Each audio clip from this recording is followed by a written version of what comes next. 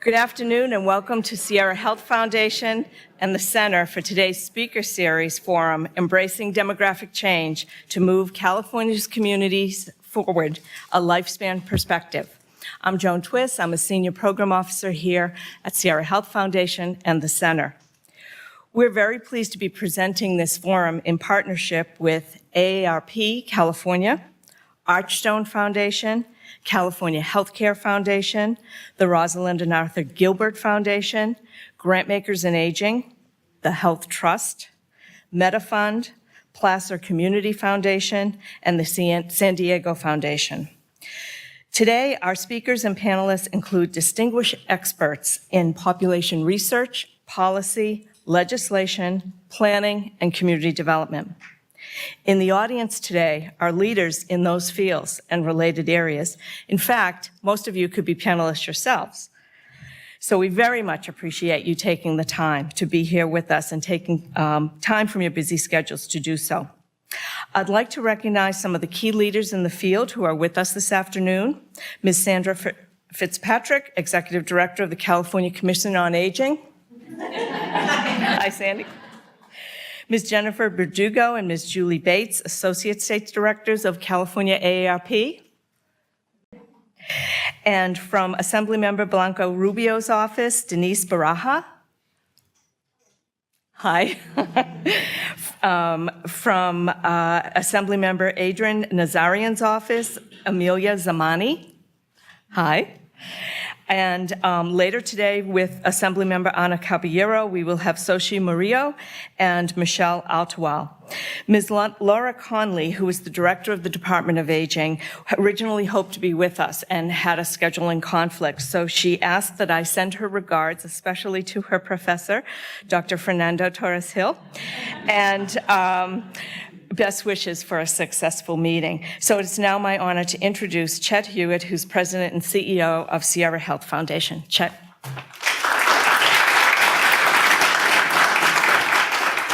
Thank you very much, Joan. I will be brief so we can really get to our conversation, but I did want to add my welcome to that of Joan's. And actually, we should give a round of applause to Joan for leading this particular conversation and making all this happen.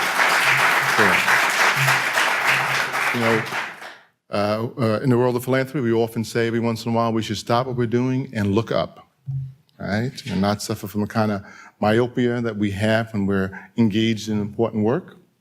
To see what else of importance is around us, and to think about things that we might want to take on as a sector. And those conversations shouldn't just be important to us, because the things that we are focused on, particularly here at Sierra Health Foundation, we like to believe are important to communities throughout our region and throughout California. So we've launched this conversation today, and it really is a conversation because I am here personally to both listen and learn and to think about what we need to do going forward, and we do that in partnership with all the organizations that Joan has named here today. Following an overview of the latest research on the factors which support aging in community, demography, and policy, we'll hear about some promising directions in housing, mobility, and key factors in community livability. We hope that this conversation is really just a starting conversation. I know that Joan will come back later on and talk about how we're going to follow up what's going to happen in this room today to get a sense of your appetite, your interest in the things that we should be talking about in the future as well.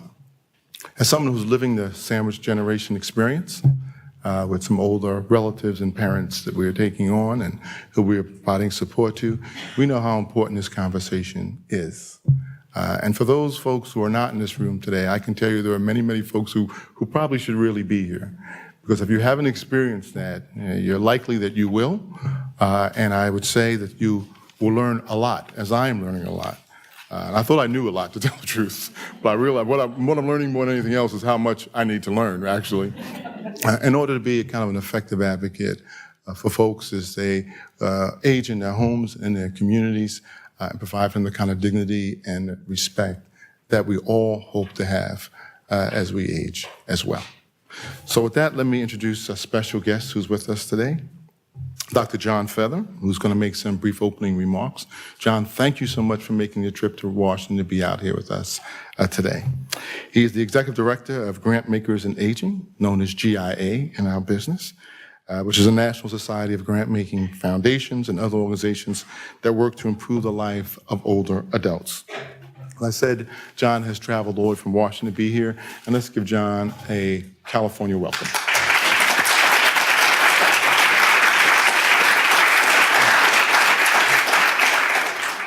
Well, thank you so much, Chad, and thank you, Joan, for your tremendous work in making this day possible. So I represent foundations and corporate giving programs that work on aging issues.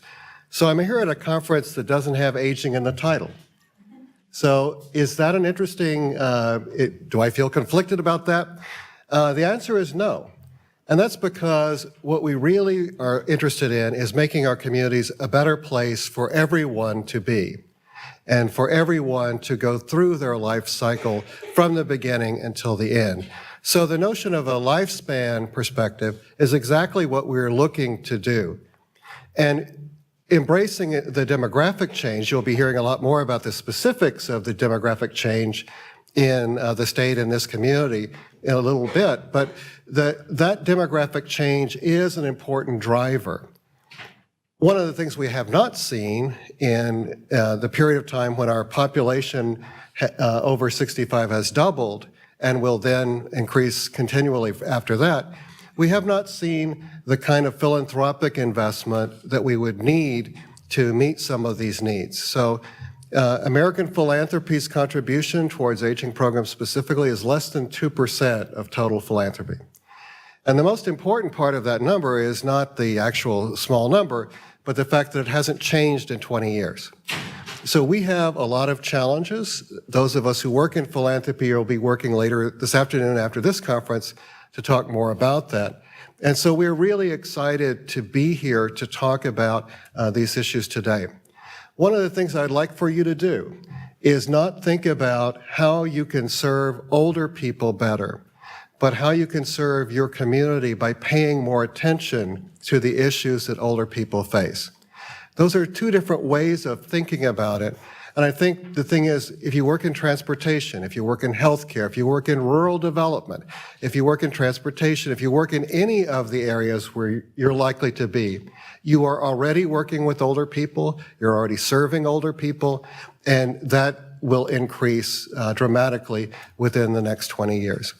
So with that, I want to welcome you as well. Welcome on behalf of all of us at Grantmakers and Aging. We're very proud to be associated with Sierra Health Foundation and Joan and Chet. So we're very glad to be here and look forward to our first panel.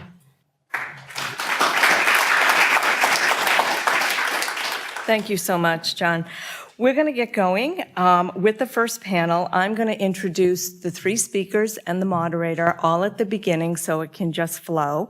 I will be very brief because you have detailed descriptions of the incredible expertise that these folks all bring to bear on these issues. So our first speaker will be Caroline Surratt, who is an associate at the Milken Institute Center for the Future of Aging. She leads the center's regional initiatives and the Best Cities for Successful Aging program. Her work focuses on research, developing collaborative partnerships, and analyzing best practices for aging policy at the local and regional level. Her interests include intersectoral strategies and partnership models for successful aging. She will be followed by Catherine Perez, who is a National Institute on Aging predoctoral fellow and doctoral candidate in gerontology at USC.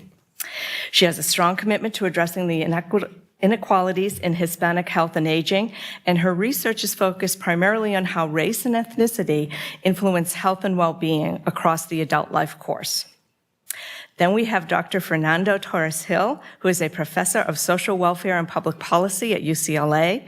He directs the UCLA Center for Policy Research and Aging and is an adjunct professor in gerontology at USC. His research spans the important topics of health and long-term care, disability, entitlement reform, and the politics of aging. He has been appointed to positions or councils by 3 U.S. presidents. Then, after they speak, Linnea Edmeyer will moderate a panel. She is the managing editor for news and information for our own Capitol Public Radio, and she oversees and coordinates news and online content. So, Caroline, will you kick us off?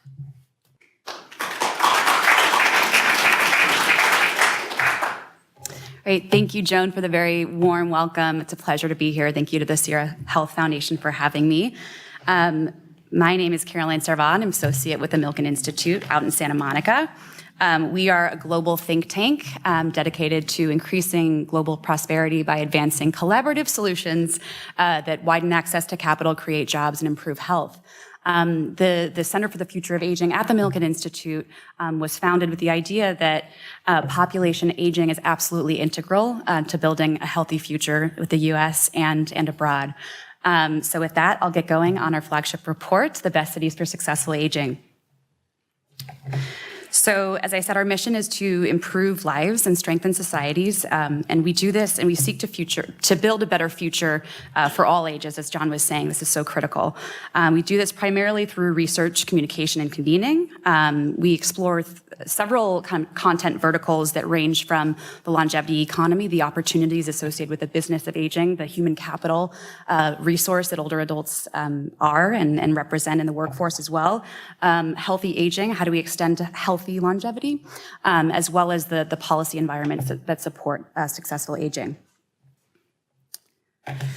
So, this is just a commentary on the dynamic force that we're faced with, right? So there's increasingly a recognition in the policy sector about the changing of age demography, both on a local level and on a global level. And indeed, this is going to be helpful since we know that in the United States, 10,000 people a day turn 65 on a global basis. The 65 plus cohort has reached 1 billion and will reach 2.1 billion by mid-century.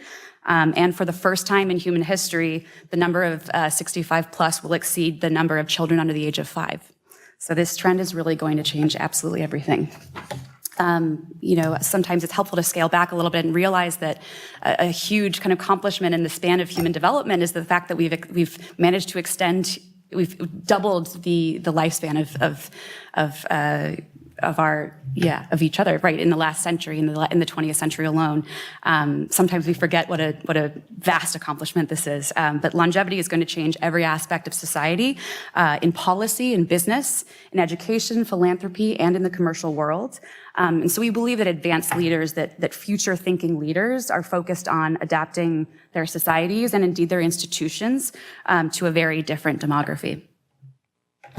So, as we've kind of stated, this is a very timely focus. There are 4 kind of main important realities that underpin our focus, particularly on aging in metro areas. So one, the pace of population aging is absolutely unprecedented. 1 in 5 Americans will be 65 plus by 2030, which, as John said, is a doubling of just in 2 decades, which is incredible. The second reality, older adults want to age in place. They want to age in their communities. Nearly 9 out of 10 want to stay in their current home and community, according to AARP. Third, older adults, like much of our population, do live in cities, 80%, according to the Department of Health and Human Services. Finally, the last point here, it's very nuanced and deeply complex, but longevity is linked to location. And put simply, life expectancy differs significantly depending on where you live. We'll talk a little bit about this more. But as we begin to shift the narrative and language we use to describe older adults, this reality of longevity inequality is an absolutely critical piece to address. So again, why cities? When we think of the evolution of cities, you start with kind of the movement of goods and services and manufacturing. And today we have centers of knowledge economies. And now we're finally at this really dynamic place where we can think of a city as sort of a nexus of supporting a certain quality of life for all. And we think that's an imperative. And that's both about kind of soft elements, about engagement, community engagement and assets and recreation. And it's also about those hard kind of infrastructure pieces, right? So transportation, housing, and the very physical elements that enable the friction around aging to be a little bit smoother. So how we rethink, how we redesign this nation's cities to not have longer life, but a better quality of life is going to be critical. So with this call to action in mind, our third edition of our report methodologically evaluates U.S. metropolitan statistical areas on how well they're serving the needs and meeting the expectations of the nation's largest ever population of older adults, enabling them to age productively, securely, and in optimal health. So it looks at 381 metropolitan statistical areas across 9 categories and a whopping 83 different indicators. We won't go over all of those today, but it's pretty comprehensive, and it's weighted and aggregated into a composite index. So what do we mean by a successful city for successful aging? We define a best city for successful aging as a safe, affordable, engaging, and connected community that offers quality healthcare and an active lifestyle together with ready access to transportation, education, employment, and recreation. Simple, right? So why a ranking system? We hope to kind of by stirring what we call virtuous competition amongst local leaders, we hope to galvanize improvement in those social structures that are serving a growing urban population. We want to encourage best practices when it comes to innovating, along with solutions-focused dialogue amongst all thought leaders, decision makers, and stakeholders. Okay, so let's get to the 9 categories.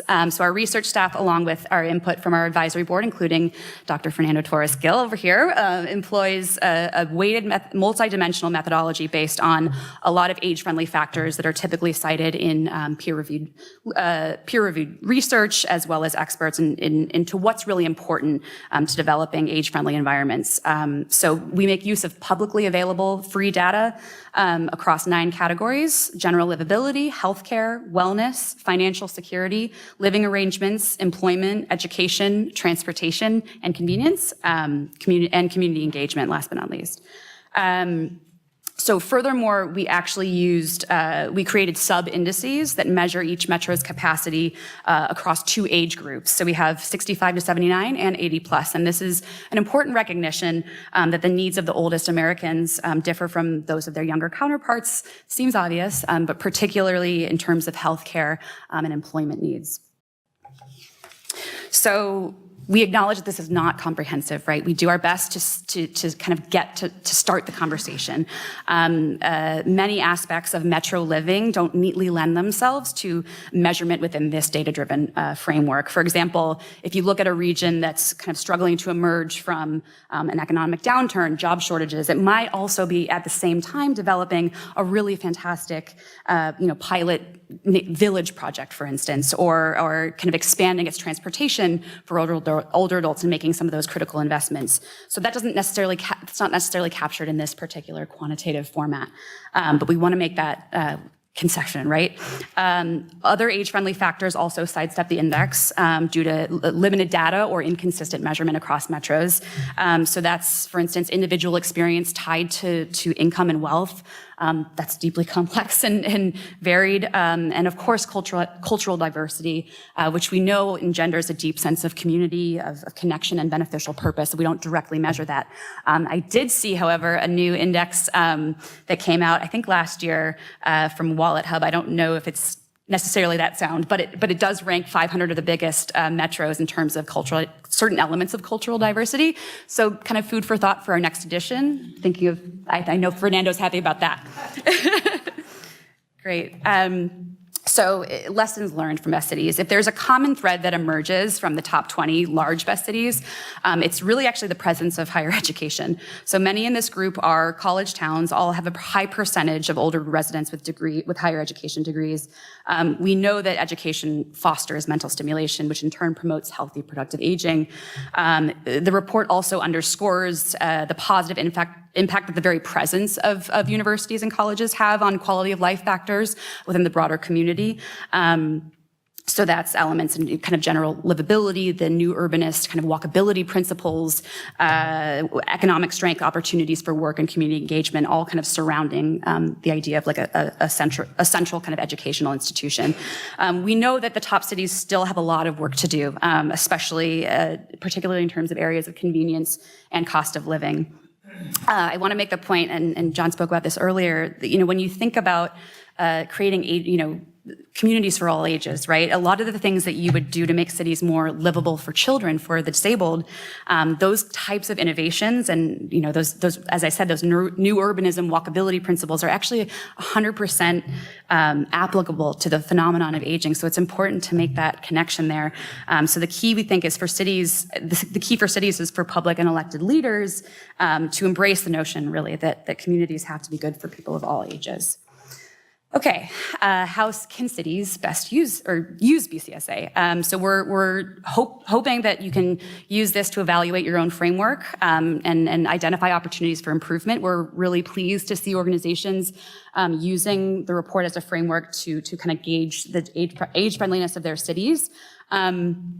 We like to promote the idea of age-friendly design, cross-sectoral collaboration as that process kind of evolves. But we know that this is really looking at macro issues in the community. And that's why we included things like the programs with purpose component of the report, the initiatives for innovation to really honor and acknowledge the on-the-ground work that's being done that wasn't necessarily as quantifiable as the other elements. So those types of programs provide a really great starting point for greater community engagement. Since I'm coming here from Los Angeles, I wanted to highlight Los Angeles' Age-Friendly Action Plan, which is Purposeful Aging LA. It was announced by Mayor Garcetti in 2016 with the County Board of Supervisors. It's, LA being famously youth-oriented city. It's actually, in reality, the region that claims, the largest and most diverse population of older adults. And that directive that the mayor signed with the County Board of Supervisors has two relatively simple but pretty powerful mandates in it, and we think they can be scalable, and we hope that we can be scalable. The first is that each municipal department needs to consider in their very planning processes the impact of older adults on every element of their policies, right? And on the daily lives of older adults. Two, that they actually establish an aging liaison within each department, which is pretty extraordinary. So we think that's certainly a best practices model. Since we're in California, we want to talk a little bit about where the rankings sit here. So overall, the metros across the 9 categories tend to be a little below the average. These particular areas are doing particularly well. Some of that might not be quite a surprise to you. We have San Francisco, Oakland, Hayward, San Jose, Sunnyvale, Santa Clara, and San Diego, Carlsbad. A lot of economic strength fueled by the tech industry, of course, higher quality of life, diverse resources for older adults for the most part, ease of access to transportation, cultural and educational offerings. So they're in the top 3 there. Looking across the categories here, you can see what they have in common, looking at the 9 domains. This is by score, so it's kind of like counterintuitive here. But wellness, across the wellness category, general livability, transportation, and education, they're generally doing really well. Housing remains the biggest challenge by far. And the cost of healthcare to an extent as well. Same trend for the smaller cities that are doing well in California. So we have San Luis Obispo, Santa Maria, Napa, Santa Cruz, Hanford. Similar trend there with wellness, general livability, transportation, and education excelling in those areas rather. So this is all to say, not to gloss over that, but really the big messaging here is that place matters profoundly. And there's a growing longevity gap. We know this to be true. New research documents significant disparities in the lifespans of Americans depending on where they live, and those gaps are widening. There's new research from the University of Washington that identifies a spread of 20.1 years between counties with the longest and the shortest typical lifespans based on life expectancy at birth, 20 years. So that discrepancy is equivalent to the difference between low-income parts of the developing world and some of the highest income countries in the world too. So that's pretty astounding. And to note that 74% of those differences can be explained by a combination of socioeconomic factors is not surprising, but yeah, that's where we are. This was actually a great resource is the Virginia Commonwealth University's Mapping Life Expectancy project. I would encourage everyone to take a look at that. California Endowment also created a longevity by zip code calculator, but this is from the Mapping Life Expectancy project, which is supported by RWJ, and this is for the San Joaquin Valley.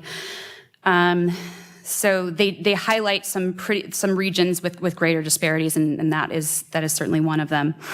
I dug a little bit more into the data, and I created. I wanted to see what the spread was across regions in California. Within a cluster of counties. So you see the ones with the lowest disparity are in the Central Coast area, all the way up to the Bay Area, which was a disparity of 4.15 years. And if you look at the absolute lowest life expectancy, it's going to be in Lake County in Northern California. The age is 75.8, and they track that from a baseline of 1980, and so that's just a 5% change since 1980. Where you look at the highest life expectancy, it's in Marin County, and it's 83.8. That's 8 years. That's a difference of 8 years. And that's a 10% increase from the 1980 numbers. So I don't want to end, it's not all gloom and doom. We want to highlight some great existing areas of success. So I wanted to highlight some in our backyard here.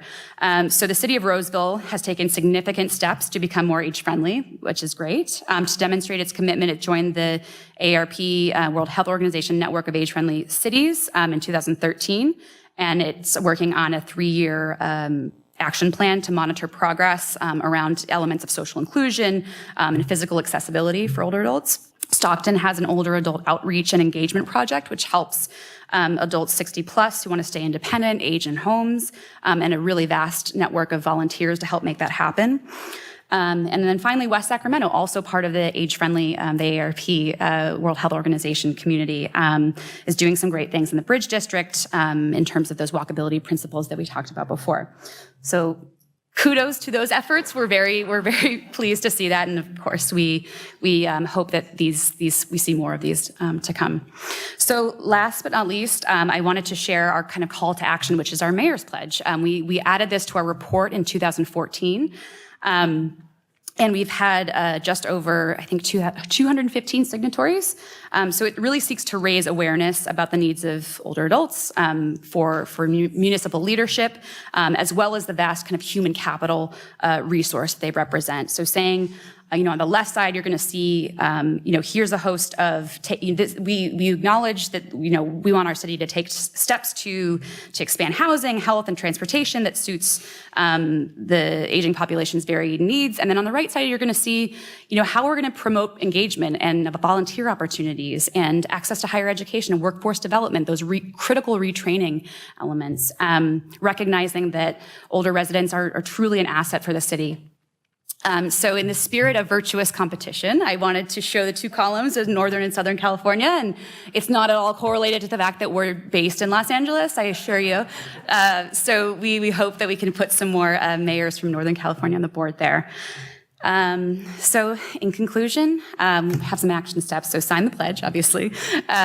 We encourage convening across sectors and industry, acknowledging aging along a continuum, right? That we're all, in fact, aging every day. Investing in all spokes of the wheel, all the social determinants, realizing the vast interconnectedness of this issue.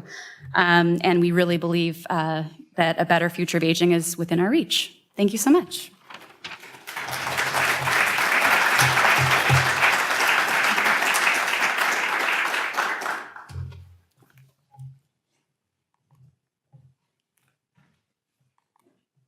Oh. Sorry, those were categories. Those were all the indicators in case I needed to look them up. Okay. All right. Yay, there you go. So good afternoon.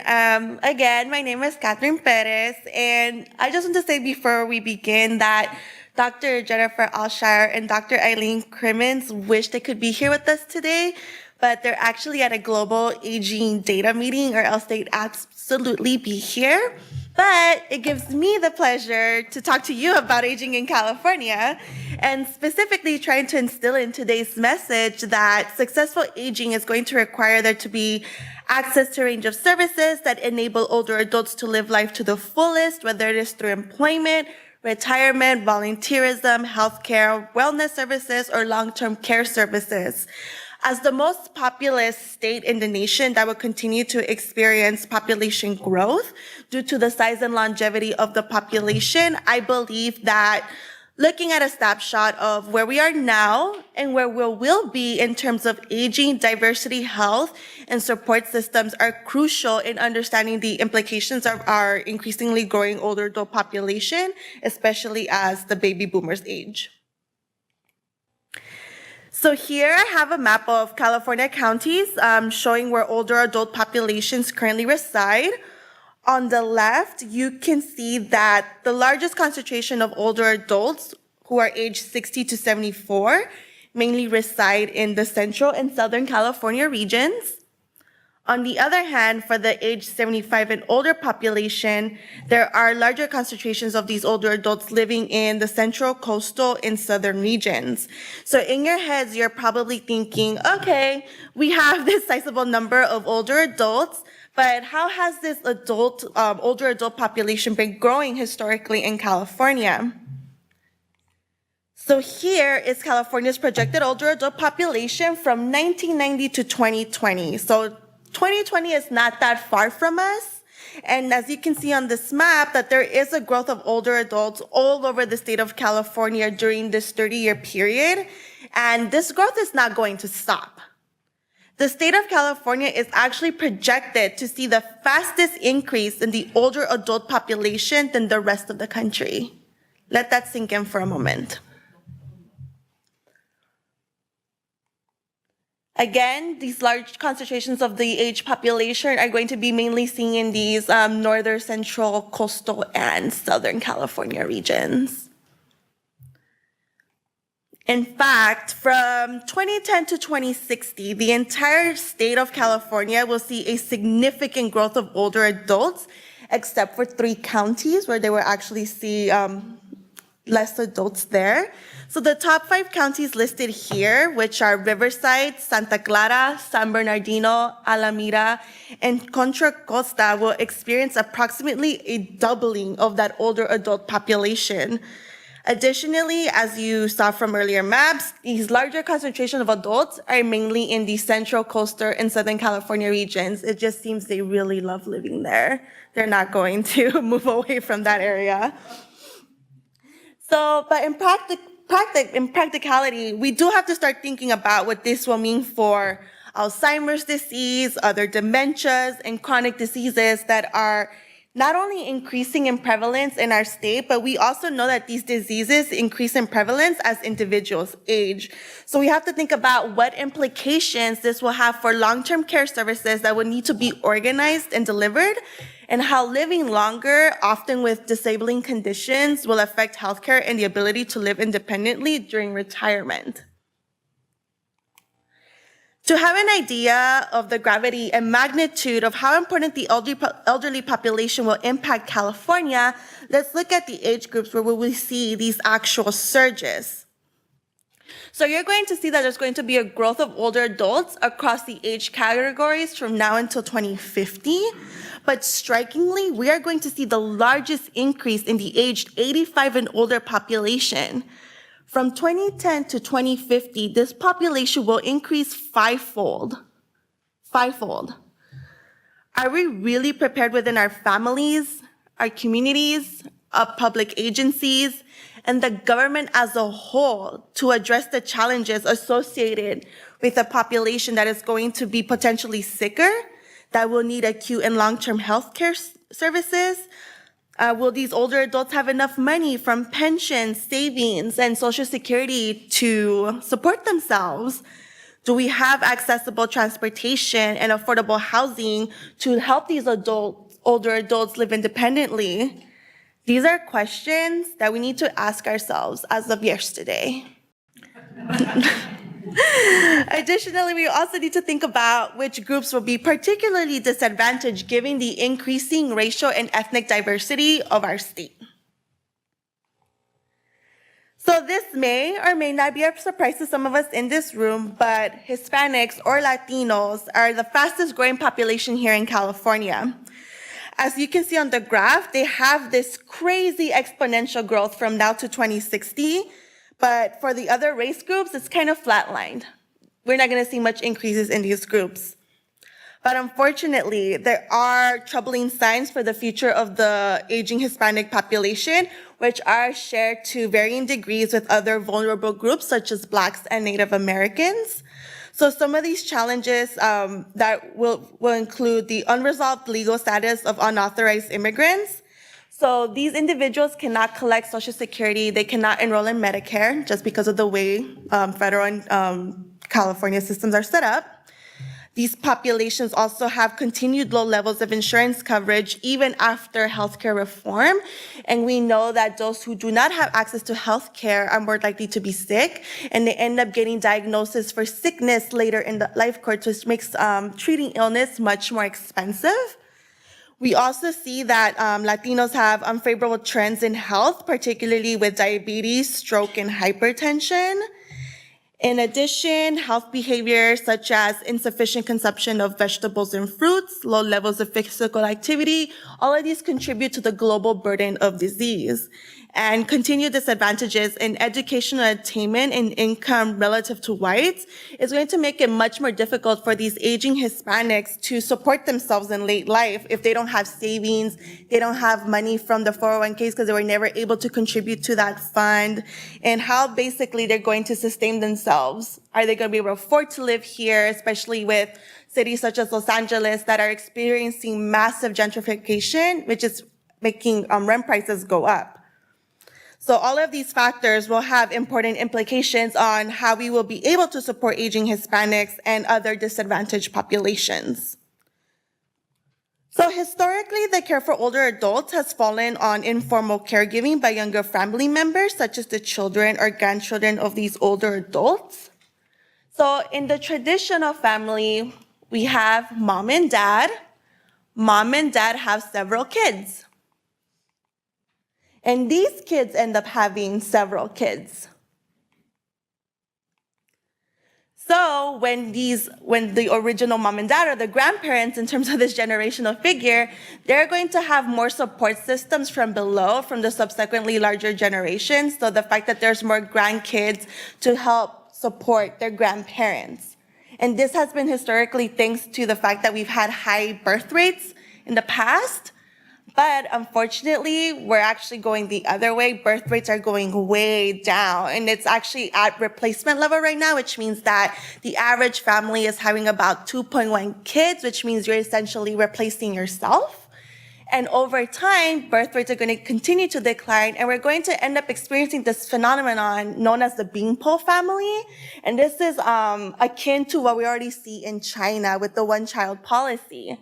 So if mom and dad only have one child, and that one child only has one child, these older adults are essentially going to be supported by fewer people than we have had in the past in these traditional families. So this one person has potentially 3 generations of caregiving to do. Her grandparents, her parents and in-laws, and then her children or child, if the trend continues to go this way. So seeing that the traditional family-based model of caregiving is not going to necessarily work for the older adult population, we need to think about who is actually going to be supporting these older adults formally and financially. So here I have a graph of different age groups over time. So I have those who are grouped that are 0 to 17, 18 to 24, which are the young adults, but I'm going to mainly highlight those who are in the age to 25 to 64 category, which is what we're going to call the working population. And then we have the age 65 plus population, which is generally your retiree population. So today, or as of 2016, we approximately have 4 working adults to support 1 older adult who we assume is no longer participating in the workforce, which we know as a retiree. Due to the changing family dynamics and reductions in the birth rate, as I discussed in the previous slide, this is going to mean that there are going to be fewer workers who will be supporting more retirees in the coming years, placing a burden on the California economy. By 2060, we're only going to have 2 workers per retiree. It's not all that gloom. In California, we have heavily relied on migration of working adults to provide the financial and caregiving support for our aging population. So these migrants pay taxes, contribute to the California economy, and largely, since a lot of these migrants are undocumented, even though they're contributing, but they're not able to collect benefits, although they're currently supporting our older adult population. So if we are to keep solvency or having adequate support for older adults, we must also consider how threats to that migration flow, especially now under the Trump presidency, may have catastrophic implications for the state as we shift to making systems work for accommodating our rapidly growing aging population. So when you leave this room today, you'll walk away thinking about how aging does pose challenges to the fiscal and macro stability of our state. But it's not too late to prepare for these demographic changes. We can and we need to adjust our overall attitude toward growing old. You know, we can think about the aging population as an economic powerhouse, an opportunity to keep them active and engaged in our communities, to not only contribute to their successful aging, but also to help continuing in our economy. These grandparents could be, informal caregivers to their grandchildren, through their volunteerism, they're able to provide more for students or for growing younger generations. So kind of just like bridging that older, younger generation divide. And so I really hope that I've given you something to walk away from here, because we do know that an aging population means greater needs for caregiving, healthcare, and spending dollars. But it doesn't mean that our older age population necessarily has to drain all those resources. We can also use them to do things for us as well. Thank you.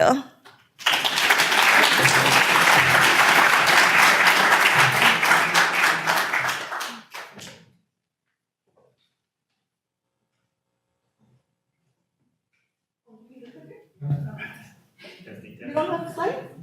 Oh, okay. I am going to do it the old school way. But let me first, I hope, can you hear me fine?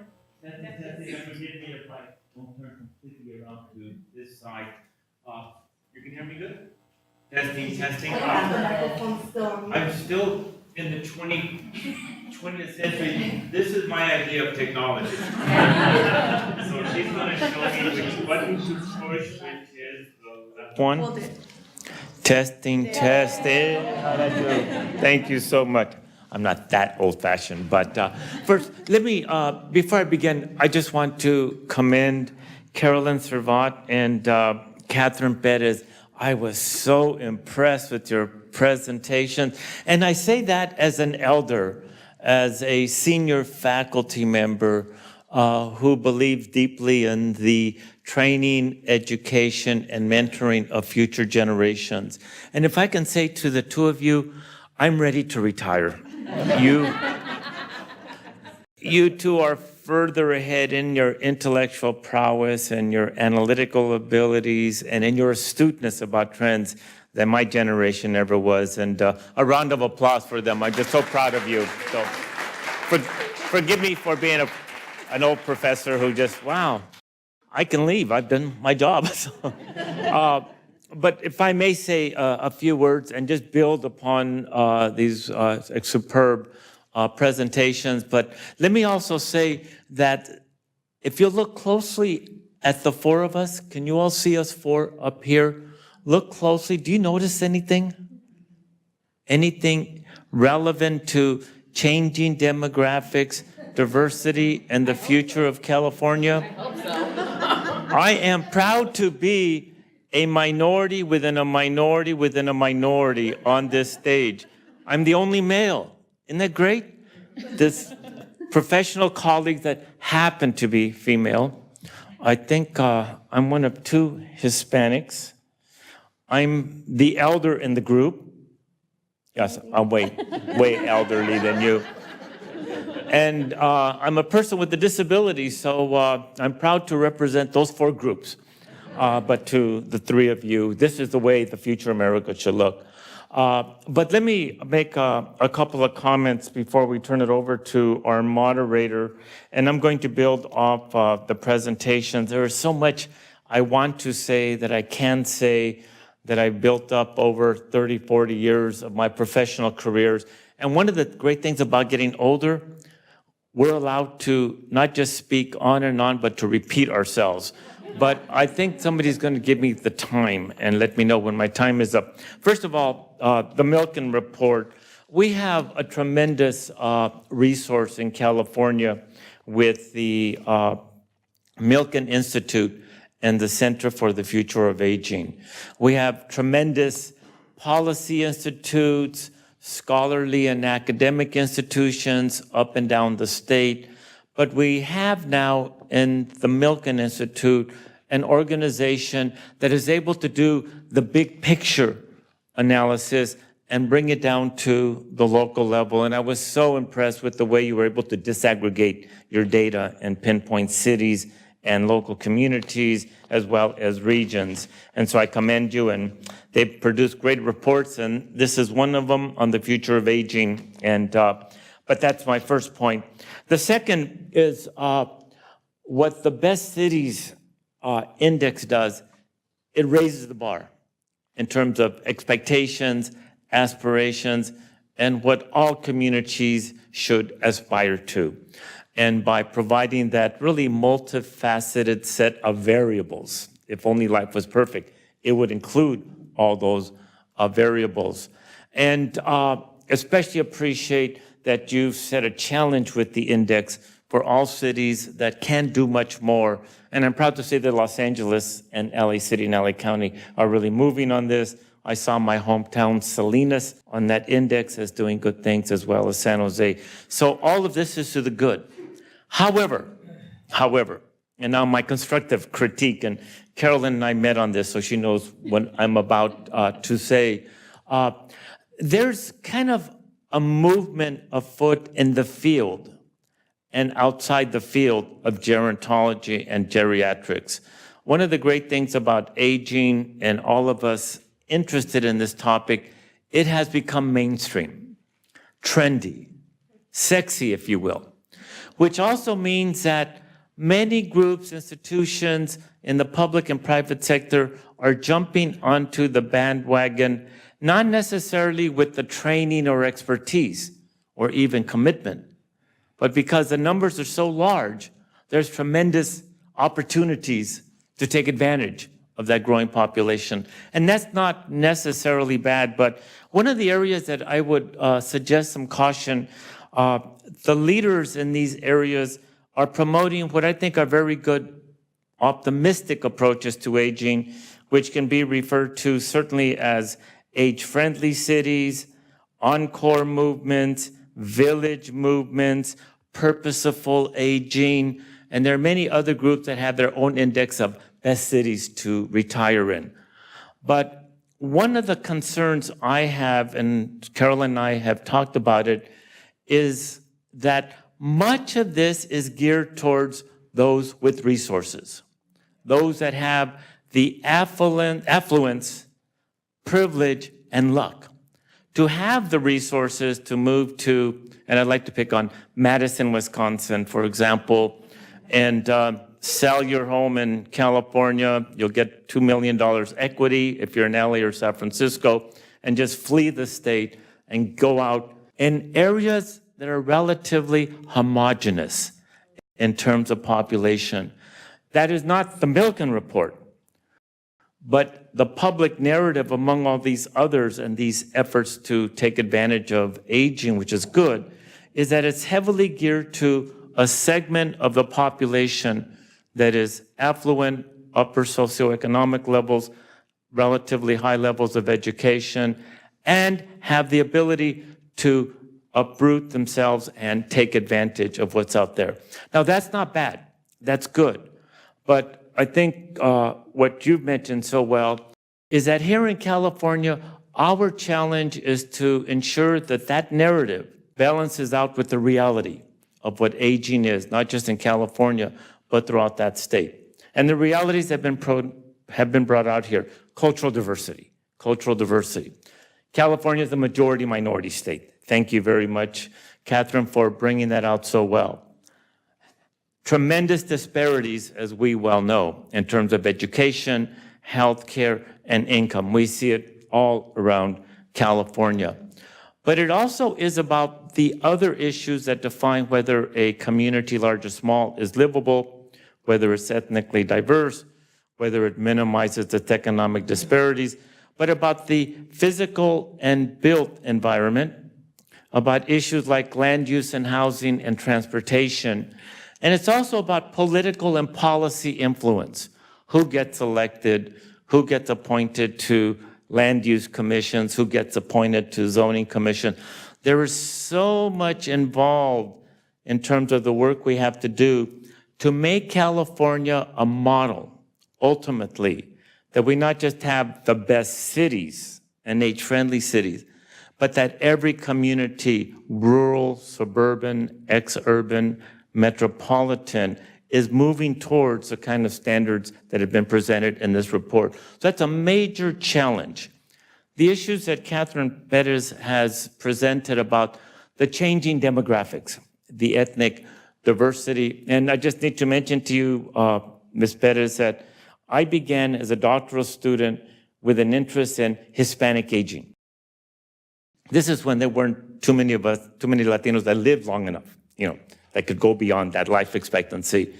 Now we are the group, and it took 40 years, but now we're becoming the largest ethnic group in California and certainly will be in the country. So I've kind of come back to not so much Hispanic elderly, but the aging of the Hispanic community, and in particular, aging Latino boomers. We can talk about that later. But the issue of demographic changes that Ms. Perez brought out so well here in terms of the demographics, you brought out one of the key variables, replacement levels, fertility rates. And there's a reason why Latinos are a faster growing population, because they're having more children. Although by second and third generation, that begins to change. And because we have a continuing influx, or have had a consistent influx of immigrants, legal and illegal and undocumented. And the issues you raised about the needs of California's growing population, which is certainly about retirement security, health security, but ultimately, if I can use this phrase, it's going to be for California and the rest of the country, who will take care of us when we cannot take care of ourselves? The Beanpole family raises that so well. China is a classic extreme example, so is Japan. So I make these comments about their presentations because I will now end it with my own particular contribution. I'm looking at my time limits. I'm working on a book right now. Not that I'm promoting it, but my wife gets royalties, so keep that in mind. She puts up with me because she gets all the royalties. 5 minutes I have. It's entitled The Politics of a Majority-Minority Nation, Aging, Diversity, and Immigration. What makes the United States of America in the 21st century so unique in terms of its experiences compared to the previous centuries is what is happening to California.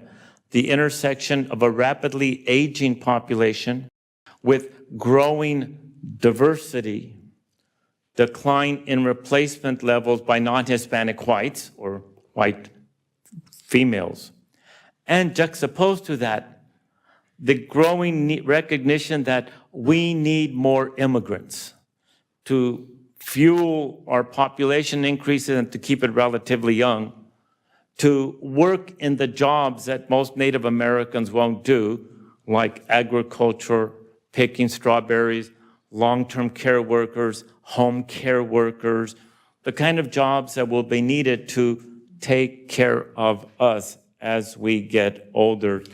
My mission at this late part of my career is to try to promote a public narrative that goes beyond the current political policy narrative. You know what I'm talking about, where at the national level, at least, immigrants are to be feared and illegals are to be deported, and we must return to a nation that was more like the 1950s, which of course will never return to. And I'll leave you with this intriguing thought in the last 1 or 2 minutes. My area of expertise is the politics of aging. And the reality is, and I'm not being partisan at all on this, is that the older voter gave us Donald Trump. The older voter gave us a Republican Congress. The over 50, over 65 voting-based electorate nationally is roughly 85, 88% white or non-Hispanic white. And that's where the clout comes from in terms of elections, especially national elections and congressional elections. But the other reality about the politics of aging, and this is our challenge at trying to change the narrative, that older electorate, primarily white, is the one most uncomfortable with diversity and immigration. Most uncomfortable. And that's a real dilemma for those of us that are advocates for the elderly, and I serve proudly on the board of AARP, defending their Social Security and Medicare and Medicaid programs. Where on the other hand, it's these very voters and constituents, and I have to be very diplomatic, that are least comfortable with the dramatic changes in the demographics. And if we bring it down to California, and I'll leave it here, we have to find a way in California so we can show the rest of the country that when it comes to an aging society becoming more diverse, and we'll recognize they will need younger immigrants and even foreign workers, how do we build interethnic, interracial, and intergenerational alliances, relationships, and bonds that will translate to the politics of aging so we can move beyond the current divisions where in our majority minority communities in California, we need those older voters and those senior citizens that might at the moment be non-Hispanic white. We need to find a way to educate, inform, encourage them to recognize that in a lifespan perspective, what we do for younger emerging populations, and if we serve them well, benefits the entire state and the nation. And someday, these younger, diverse populations will also age, So our challenge, and I thank the Sierra Health Foundation for giving us this platform, our challenge is to continue to use California as a bellwether. We have done amazing things. This is a great state. And if it wasn't for the Civil War in 1865, we would make a great independent republic. But that's not going to happen. 1865 settled that question. But as some of our elected officials, and Ana Caballero will be here, we can lead by example. But even in California, we have tremendous challenges with aging and diversity and the overlay of immigration politics. So I will leave it there. Thank you.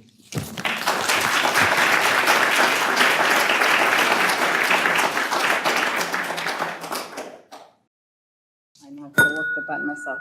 All right, I think I figured out the button. Thank you for that, and thank all of you for the information. I had prepared notes here, and I've been scribbling the entire time, so because of all the information, and I think all of you presented it so well, and I think it really, it highlights a lot of what I think all of us have been thinking about, or those that have been paying attention, we know, but when you begin to see it, in these, very stark pictures of, the graphics and understanding, I think then we begin to realize it is that thing coming to get us, right? And so, the question is, what do we do from here? Where do we go when we recognize that this is the thing coming to get us? It's not going to stop.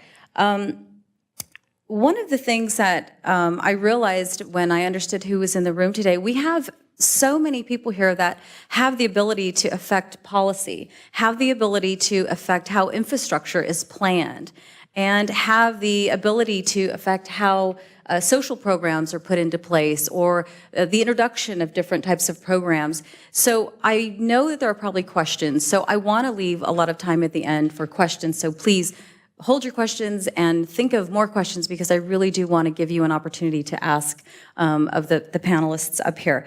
I did want to start with something that Catherine said, and she at the close, I believe it was almost a solution. It was like, the older population, they can do things for us.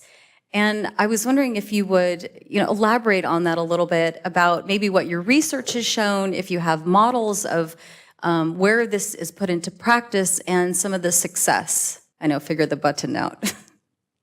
I was like, I know my left from my right. Hello. Okay. No, definitely. So historically, we tend to think of the older adult population as, useless. Once they're retired, they're not doing anything. And we just assume that they're in this static state of retirement of like where they're not contributing. And I think that is for one, it is false, but it does a disservice to us as a society that we tend to like push them away and put them in this, box that they're not doing much for our society, that, they already worked, they did what they had to do, they raised some children, now it's time for them to, clock out. But that's not what happens. Older adults don't just clock out and just not come back to society. Like, they're integrated in our everyday lives. There's this great program, and I cannot remember the name of it right now. I think it's something course, but like what they do is that they take these older adults who do have this free time and they pair them up with elementary schools where they're able to interact with kids, help them with homework, help them read, things that, we would consider valuable. It makes good use of time. And, this is a great way for older adults to not only stay engaged in the community, but it also keeps them physically active, because we know kids run around like crazy. They have so much energy. And these are all things that do contribute to successful aging, to keep these older adults engaged so they're not socially isolated. We keep them moving so that way, their physical structural state's more intact, keeping that bone density strong. And also, like these younger generations have so much to learn from older adults. Like, they've lived through like fascinating parts of history. Like my father, he's 76 years old. And, he was in the military. He, got to experience the Vietnam War. He grew up during the two world wars that happened. And, just getting those first accounts of what actually happened, as a person that was participating in that political sphere, I just feel that there's just so much that can be done, to integrate, across the generations in that respect. Somebody told a little story at lunch about, and I hope you don't mind that I'm using your story, that when she was young, growing up in DC, used to take the bus and used to see elderly people getting on the bus and going downtown to go to museums or whatever it was. And her comment was, she was very young at the time, but would look at these people and think, when I get older, I want to live in those apartments so I could get on the bus and be able to go places. And the comment that she made after that was, that must have been a really odd thought for a young person to be thinking about that. But what we all at the table began to realize was that it was the visibility of somebody, an older adult out in the community, engaging, that perhaps we don't see that in a lot of places where the transportation isn't available, where the infrastructure isn't there to allow for walkability and people to get around. And I think this goes to a point you were making about how do we build generational bonds in order to bring some of these issues to light so that we have voters who will be thinking about the older population when they go to cast their vote, when they go to their city council meeting, when they go to bring up urban planning. So can you talk a little bit more about maybe your research or what you see as this opportunity to build generational bonds and where a small community may be able to start with that?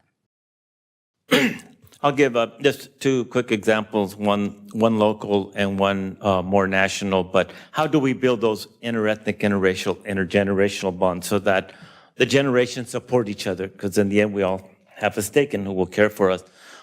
Again, back to Los Angeles. I don't want to harp on it, but we have a big game tonight, and Turn that mic off. the next World Series champions will be. My friend from Houston. Once upon a time in California, we had tremendous interracial, interethnic, intergenerational strife and tension between 1980 and 2000, California, we had riots, we had anti-immigration initiatives, we had battles over signage and communities that were becoming ethnically diverse and English-only movements. I mean, we went through all that. Fast forward to after the year 2000, all polls show now that the vast majority of Californians feel that diversity is good and helps our economy. And the older voters, unlike other parts of the United States, in fact, that are here, that remained in California, are actually become quite progressive and are willing to pay more taxes for other social goods. Los Angeles, 1980s, we were busing students in the LA Unified School District, heavily Latino, heavily minority, African American. And the trick was, how do we get the voters to tax themselves to build new schools? The groups developed coalitions, and the school board and the liberal groups and the civil groups started visiting older voters in the San Fernando Valley, in the Santa Clarita Valley, in Santa Monica, and essentially began to educate older voters that not only is it good to pay more to have better quality schools for these young minority students, but that it would be in your self-interest, and that's the key, self-interest. Because everyone knows that properties are worth more if they are in good school districts. And so by informing older voters in the 1980s in Los Angeles, especially white homeowners, your property values will increase if the schools get better. It led ultimately to the voters of LA, Unified School District, LA City, voting for 3 bond measures in a row. Each required 2/3 support. That led to the largest school building program in the country. And now we've got state-of-the-art schools. That's one example. It required an outreach, reaching out to others, and involving older voters with younger persons, taking them to the schools. And oh, by the way, you want to sell your house for a lot of money? These kids need to be able to pay your overinflated prices for your homes. That's education. Dowell Myers at USC made that case so effectively. We call it self-interest and social good. At the national level, one of the really positive outcomes of the debates over the Affordable Care Act, the repeal and replace, and it's still ongoing, and all the debates around whether or not we can do better or do worse and get rid of the Obamacare, is that it has done something really crucial. It has shown to a segment of the U.S. population that a program they thought was just for poor minority folks, Medicaid or Medi-Cal, in fact, is a crucial health safety net for everyone, including white working males who have lost their jobs, have minimal or no college education, are between 50 and 64 years of age. Suddenly, conservative areas, Ohio and Indiana, for example, and the voters there are clamoring to maintain Medicaid or expand Medicaid. The lesson here is if we can find a way to show that crucial safety net programs benefit everyone, and that Medicaid is not just for the down and out Black and Latinos and families that couldn't do well, but in fact are an important health safety net for workers between 50 and 64 that don't have health insurance and are not yet eligible for Medicare. So we must begin to think creatively. How can we make a case in a different way that shows we all have a self-interest in these programs? Great, thank you. I want to do a little experiment with you guys, a little thinking cap experiment. So there's a lot of areas, and when we talk about a lot of the areas that are doing really well, we're talking about cities, we're talking about urban areas where they have the ability to do this, they have big planning commissions, and they spend a lot of time and attention on this. The rural areas are going to be more of a challenge, right? And how do you get the buy-in? How do you get the self-interest? How do you get that across? And where do you start? Who do you start with? So if you had the opportunity to take a community that was beginning to look at this and think about where do we start? And as a little mind experiment, think about the community in Santa Rosa that's lost a lot of homes. They have a lot of people displaced. They have school districts that have just finally gotten back, in session. They have transportation that's been affected. They've had commercial places that's been affected. If you could advise them on how to rethink this part of their city, thinking about all the research that you have done and all of the expertise that you have, what would be, and this will be different for everybody, I'm sure, what would be your one guidance to them to consider if they're considering the spectrum of population that they are going to have to put back into their community? Definitely. Did I stump you good? Because, well, the reason I bring it up is because, again, we have folks in the room who can affect transportation, Right. urban planning. We have all these things. So I'm asking for maybe an example of how do you begin this process? For me, definitely it has to start at the community level. I would not, at least me, because I think more of like a sociologist, I wouldn't put myself in there because I'm not a Santa Rosa resident. So I would be the type of person that would be out there and ask the community itself, what is it that they're in dire most need of? And then, and have like this crucial conversation within that community of like what the community needs are, what can we do to support them? Because we just can't come in there and be like, oh, we're going to do all of this for you, but it may be things that they do not need, or they, maybe it's not something that's culturally sensitive for that area or things of that nature. So for me, the conversation has to start with them and for us to listen. Yeah, can you hear me? Okay, that's a really, really difficult one, but I think it's so crucial. And I completely agree with Catherine in that, we don't want this top-down kind of imposed approach. It's really going to be a huge swath of community leaders kind of seeing where those points of intersection are and like really those unexpected ones, right?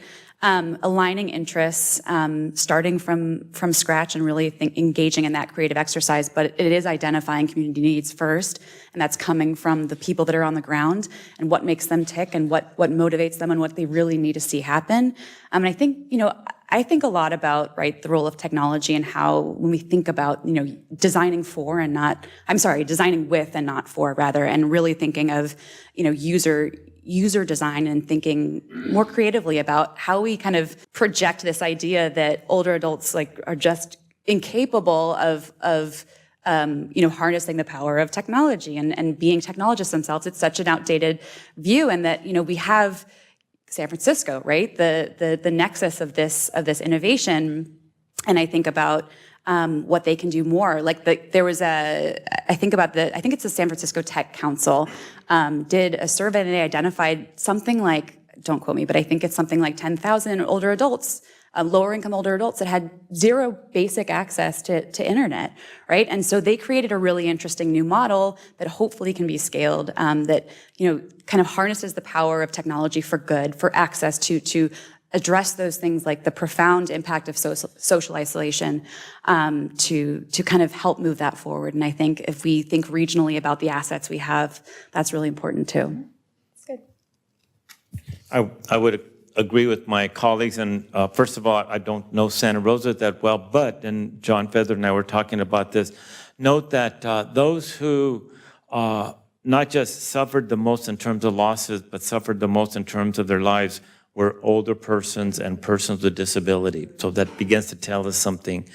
Those that will have a tougher time getting the insurance and being able to rebuild are going to be older persons. Once you retire, it's hard to get a loan. So we have that whole economic financial overlay that goes to ageism in terms of how the financial services industry and the housing and real estate industry work. So, and I'm not an expert in this, but I see this in Santa Rosa and will face this in the community.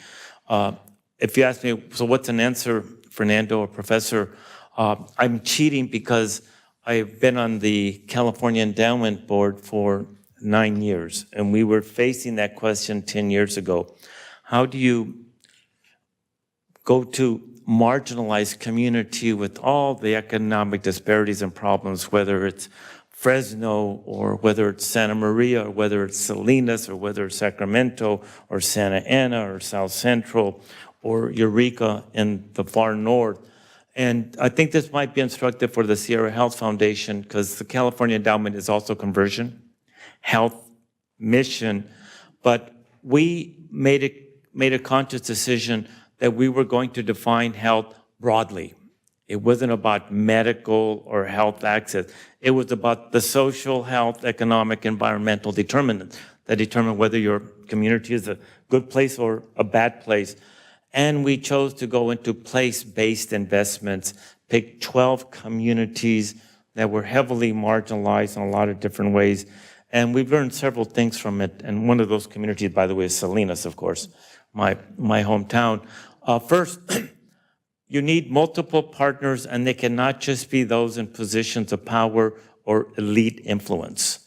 And in fact, you can have an all-Latino city council, but they're not going to be the most reform-oriented or willing to do structural changes. That's the nature of elective office. It requires going to the indigenous communities that oftentimes are relatively invisible, but are respected in their locales. It also involves something that goes back to the old days of Saul Alinsky. And by the way, as I get older, I become much more conservative and much more radical at the same time.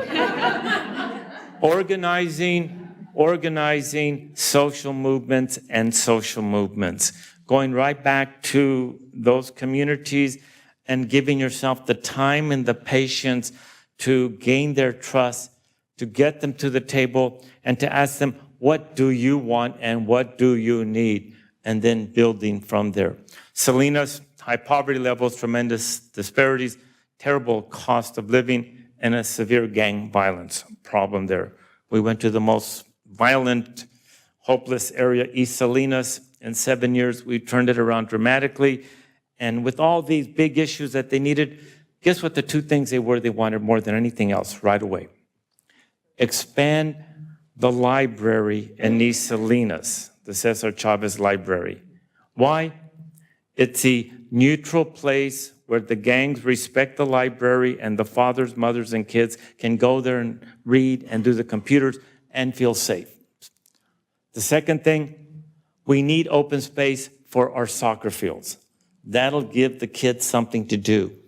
From that, and we gave them 2 wins right away. The money, made sure those things happen. The trust developed.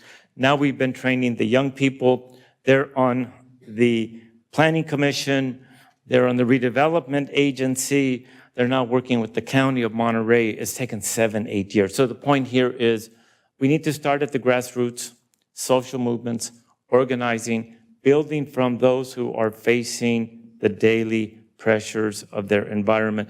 For most of us that are well off as foundation staff, as professors, agency heads, we're pretty comfortable. Life is good for us.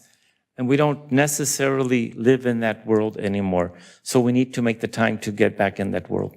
That's Saul Alinsky. Great, thank you. We have about 15 minutes, so I want to open it up to the group if people have questions. If not, we can just keep talking. But questions? And I think we have somebody with a microphone going around. Yes.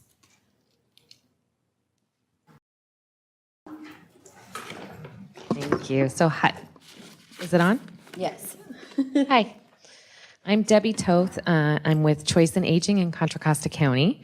And thank you for having this, especially one of my favorite people on my birthday to come and speak for me. I just want to point out that I really, really appreciate the planning behind this, whoever's responsible. But I have heard from the onset of this presentation until this Q&A part, the idea that we're somehow going to be able to impact policy. And excuse me for my reticence to believe that it's that easy.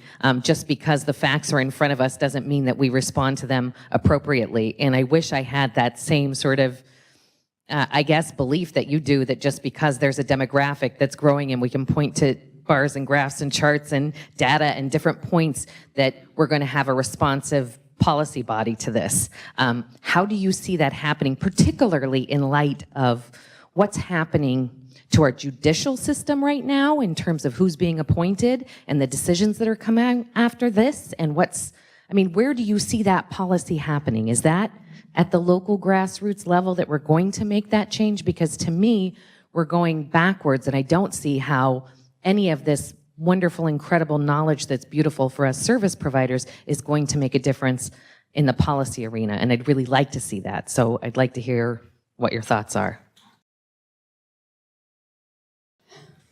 I was looking at you because you're way more experienced in this. I really consider myself a student of aging, which is great, a long time to learn. And I think it's really finding ways to embed aging-friendly policies in other domains, right? So it's building the case. It's kind of like, I think the LA model, the Purposeful LA, Aging LA model is fantastic, and it just kind of like plants the seed in saying that, let's put liaisons in each department. Let's make representation happen in this kind of holistic way, and then because we don't want to continue to kind of just cordon off the idea that we're in this aging space and it exists over here, and we're really going to be just like-minded, and we're gonna charge forth to build change alone. We really can't. I think that, and I also think that, this is kind of counterintuitive to my kind of policy background, but I think bringing the business community in, bringing private sector really aware of not just the dollars to be made, but it's like you're going to have older workers working for your organizations. The future of work is completely different. We haven't even seen, a glimmer of what that's going to look like. But if we don't start thinking about it now, there's going to be massive consequences down the line. So I think it's not just, I think the federal policy kind of framework seems really daunting right now, but that's why we kind of try to hold our local leaders accountable, kind of use those call to actions like the Mayor's Pledge and a lot of other tools that our friends at AARP are putting forth that are so fantastic. And I think embedding it, again, in those unexpected places and kind of getting buy-in is really all we can do to start, I think. Yeah, and kind of to echo that, things do seem dismal, and I wish, I am the radical, I guess because I'm younger, but I am the type of person that would say, let's change the entire system. Let's, do the structural changes. Let's do a great overhaul and, problem solved. But that's not how reality works. I wish. But, it is that idea that, you have to start somewhere, anywhere, right? Because if no one makes that, stands and say, we have to do something about this, nothing's going to get done. Idealistically, why some people run for local governments or local councils is because they do want to see that change in their communities. And I believe that, we can create these local based models that we can hopefully, scale, at, larger regional, state, or, country level. And it starts with one. I hate to quote Linkin Park on this one, but it starts with one thing. You. I think she's looking at you. I could take the easy way out and say, I'm leaving it to their generation to solve all this, but I'll try to be concise. First of all, you've already shown us, Debbie, how to work at the local level and to make incremental change lead towards structural change. And Debbie's been involved in the strategic plan of aging for Contra Costa County. You brought in experts, you brought in folks, and you can address it better. You now have been able to educate and influence the Board of Supervisors in your county. So she's doing it. I would just say this, since I've been around almost 70 years, I can't believe it. 2 quick points. It does appear we were taking a few steps forwards, and now we're taking 10 steps back, at all levels of government and civil society. I'm always reminded when I was your age in my 20s and in graduate school, I always liked hanging around older persons. And I would hang around with these crazy old Jewish guys. They were I was in my 20s, they were in their 70s and 80s. And they would regale me with stories of the Great Depression and the New Deal. They were New Deal organizers, fighting to create Social Security and work with President Roosevelt and deal with the terrible situation of the 1930s and then, of course, of the 1940s and World War II. And they always reminded me, Fernando, however bad you think it is right now, it used to be worse. And be patient and impatient. Be patient because time is on your side if you keep working incrementally. Be impatient that you don't stop with incremental goals, that you want real structural, revolutionary, radical solutions. And each of us has a role to play in that. So that's what gives me hope. And even after I'm gone, there'll be all these wonderful new generations that can continue working with you. I would say another piece of the puzzle is raising awareness and education. And in the media, especially with us, we like to call it connecting the dots for people, right? So how do you motivate people to get involved and to see the issue? A lot of the organizations have communication specialists, right? Pester the media, pitch them stories. Begin to educate your community and inform your community on how this will involve them, it will affect them, and how they can participate. And in those ways, I think you'll begin to see maybe, as you said, the incremental steps toward that larger goal. Does that help? Yeah, can I have your contact info? Sure. Let's talk after. I think we have a question here. Hi, this information has been fascinating and greatly valuable. I appreciate it. Kind of a follow-up to the question that was asked. State of California just released this past summer some new general plan guidelines. So, I mean, I think it's important, and every city and county in the state must have a current general plan. City of Sacramento is getting ready to update theirs. Those are policy documents with specific strategies and implementations in many, many different sectors. One of the new areas that the general plan guidelines include is healthy communities. There's also another one on social equity. So those are going to have to be regulatorily addressed, and then it becomes an opportunity for us to participate and heighten the awareness around the issues specifically targeting the aging populations. The things that we've talked about are livability issues that we all want. There's a saying that even in the walkability world, that if it's safe enough for an 8-month-old and an 80-year-old, then it's safe enough. And that's, I think, that and then everybody in between, gets captured in that. And then we can live in place. But where we have new developments that are going in, they're in the middle of nowhere and they're being touted as 55 or 65 and over, and it's a 60-minute drive with traffic to get to their doctor's appointment, that is not livable, and that's not a good location for some of those things. So AARP has got a whole list of guidelines. The state of California has got some recommendations on locating, housing, and whether it's affordable housing. I think multi-generational housing is important. As some of the development principles of developing more densely occur, we're seeing 2-story houses. Folks as they get older can't navigate 2 stories, and it's getting more and more difficult to find single stories, and so we need to be able to tell those stories. So anyway, there are things there. Just look at your local jurisdiction because there's opportunities to get involved. The policies have to be made. It's our job to better inform them. Thank you. Thank you for that. Thank you. Yeah. I think we have another question up here. Did you? Is this on? Yes. I'm Charlie Bullock. I'm interim CEO of the Health Trust in San Jose. This is as much an observation as it is a question, but I would like your comments. I've been in a number of cities. San Jose is an age-friendly city, as are so many other cities, and I've been in many of them. But I've also talked to many seniors and asked them, what does it mean to be an age-friendly city? And they have not a clue. They don't see their life being any better. The cities are proud of their, as is San Jose, we're proud of our age-friendly cities, but most people have no idea, not just what that means, but they see no change in their life. They don't see an age-friendly city. Just wonder your comments on that. I think it's a great observation.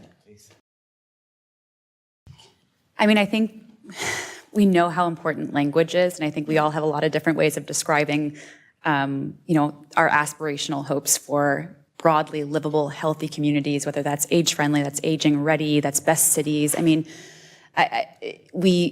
there's sort of a branding component to that, but I think it's about focusing on process, right? And back to the user and back to how are we really integrating older adults into this new renewed framework, whether it's like and really creating a sense of urgency at the policy level. But I think it's kind of recalibrating and challenging our assumptions about the language that we use, and again, that kind of top-down approach of saying, well, this research suggests that, for every such and such you add, you're going to a cost savings approach, and then health outcomes will be such. But it's telling more stories. It's really, I mean, I think storytelling is so overlooked, but when we don't see these people out in the community, we're talking about planning new communities and dense communities, and then we're building, so far away, and we're not kind of integrating around smart transportation networks. We're not able to see the person down the road that's going to give us that sense that we're building this together, right? And that it is fully communities for all ages. But it's a work in progress too, which is fine. For me, I feel like a lot of this probably has to do with the attitudes we have with aging, and why there's this, disconnect. And when you see these older adults saying, what are you talking about? What are these, age-friendly, blah, blah, blah, blah. It's like, I've never heard of such a thing. And it makes me think about, why don't they know these things? Is it because, is it this top-down approach that we're kind of imposing this on them? Or are we just assuming that since they are this aging generation that's kind of like separated from the rest of society, that they need our help, that they need, I hate to use this word, but it's like somewhat paternalistic, the way that we view and engage with them. And that's probably why these older adults are probably not, satisfied, or they're not understanding of what these age-friendly cities are and what all these crazy terminologies might mean. So for me, it's just like, there has to be like an attitude adjustment towards age and the way we understand ageism in general in this country, because we do live in a highly ageist society, even though we do recognize all these changing demographics. And, as someone pointed out, we have all this data and all that, whatever. But at the end of the day, we do live in an ageist society. So we do need to change attitudes so people do feel like they are a part of the process, they are a part of the changing communities, and that they're also like, invested in seeing better outcomes for themselves in late life. Great. I'm going to have to leave it there because we'll have a short break and then we'll be back at 3. But, I hope you've enjoyed the broad look we've taken and about the demographics. And then the next panel, they will be talking a little bit more about solutions and innovations, sort of moving this conversation forward. So a short break, and then I believe they want to start promptly at 3. Thank you. Thank you. Well, thank you for coming back after the break. It's now my pleasure to introduce Linnea's colleague, Joe Barr, who's going to moderate our second panel of speakers. We're very happy to have Joe with us from Cal Public Radio. He's a strategic leader for content creation and distribution on all station platforms. He has led a major expansion of the station's news department, including creation of healthcare, environment, and food and sustainability beats. Right up our alley for the discussion today. So with that, turn it over to Joe, and we're off. Thank you so much, and thank you to Sierra Health Foundation and their partners for convening this conversation. It's a very important discussion, and I hope that what we can do with this panel is to advance what we heard a little bit earlier and talk a little bit about more about the housing aspect of this, because housing connects to everything that we're talking about. And of course, as we know, California is in a housing crisis. So there's this phrase, aging in place, which is really a very simple concept. It's the idea of older adults remaining in their homes for as long as possible and leading the fullest lives possible. And most people want this. I think most of us would want something like that. But California is in a housing crisis, and that affects pretty much everything when you start extrapolating and looking at what that can lead to and what it is leading to. So we're going to move the discussion forward this afternoon. From what we heard earlier, we're going to get a sense of what the future holds in terms of policy, planning, smart growth, and we're going to talk a little bit about just some of the things that are happening right now in the region. So we have a great panel assembled here today. We have Assemblymember Ana Caballero, who is here to my right, and she was the first female mayor of Salinas in 1998. And she was first elected to the State Assembly in 2006, and she was secretary of the Business, Consumer Services, and Housing Agency.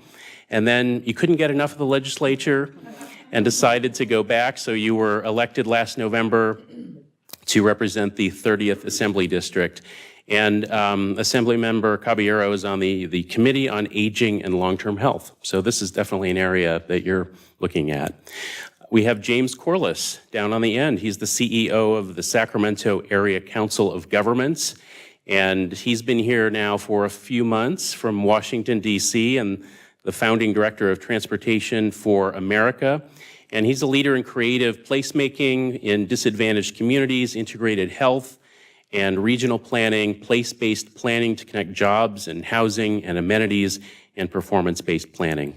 And then last but not least in the center is Mia Kang, Senior Vice President for Related California.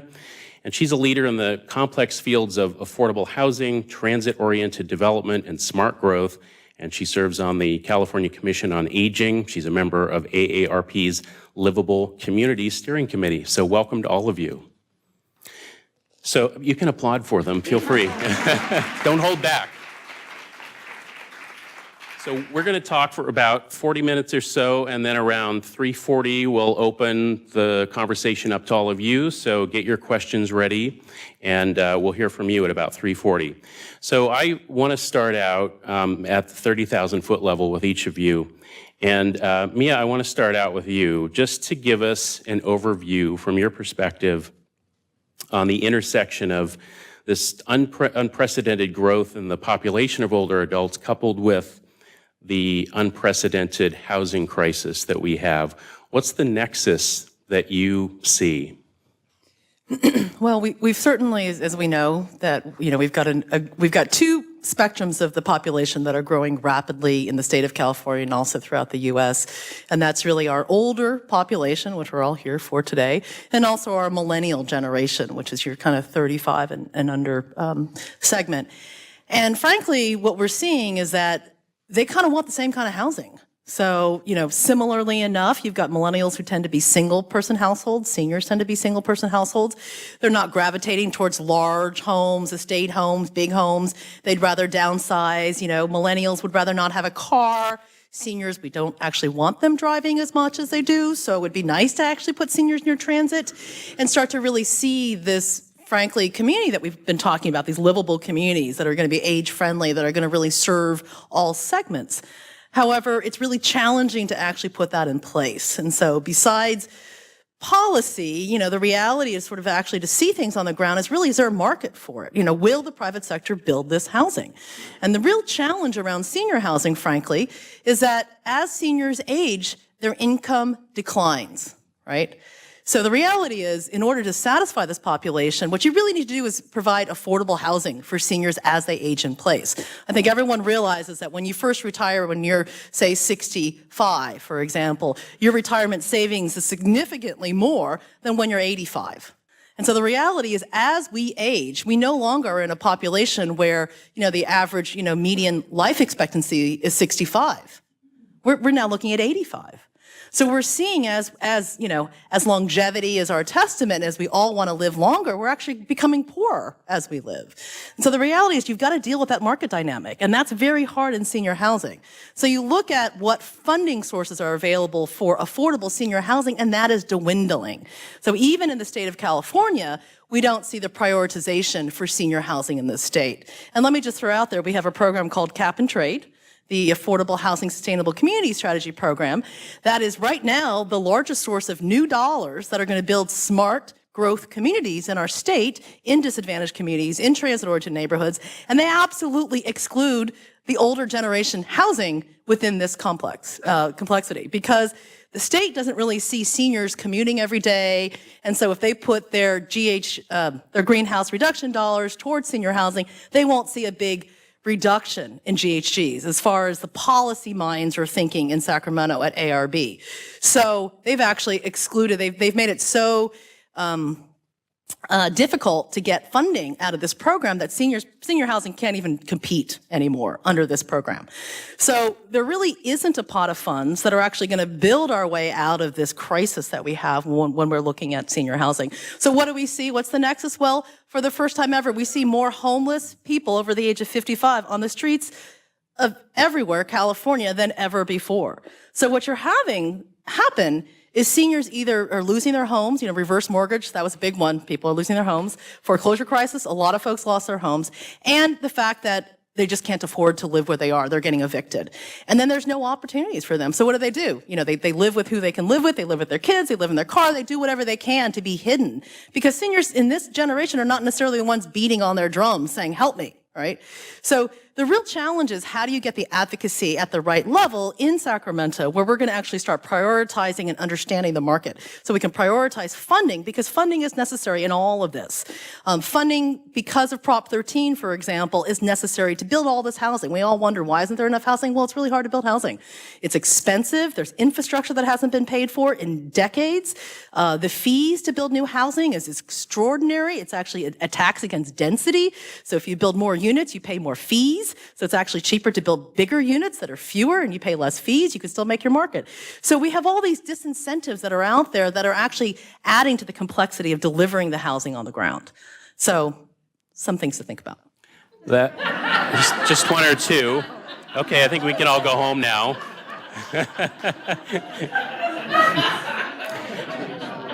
Let's catch our collective breaths here. Assemblymember Caballero, I want to put you on the spot now, and this is actually a good transition to you because this is about policy, and of course the legislature had a flurry of activity in terms of housing. 15 bills were signed by the governor. So maybe you could just give us an overview of the situation in terms of, there were 15 bills related to housing, but could you tell us a little bit about the bills in terms of ones that affect older adults or how you see that? How does this flurry of activity, the legislature is addressing the situation, how is this panning out with policy? So I wish I could say that that each one of the bills had a policy area that helped in some way to house seniors, but quite frankly, they don't. There are two bills that provide money resources. One that is it's a transfer fee on property transfer fee between $75 and $225 that'll generate about $250 million a year that will go to local government. That money can be spent as the local government sees fit.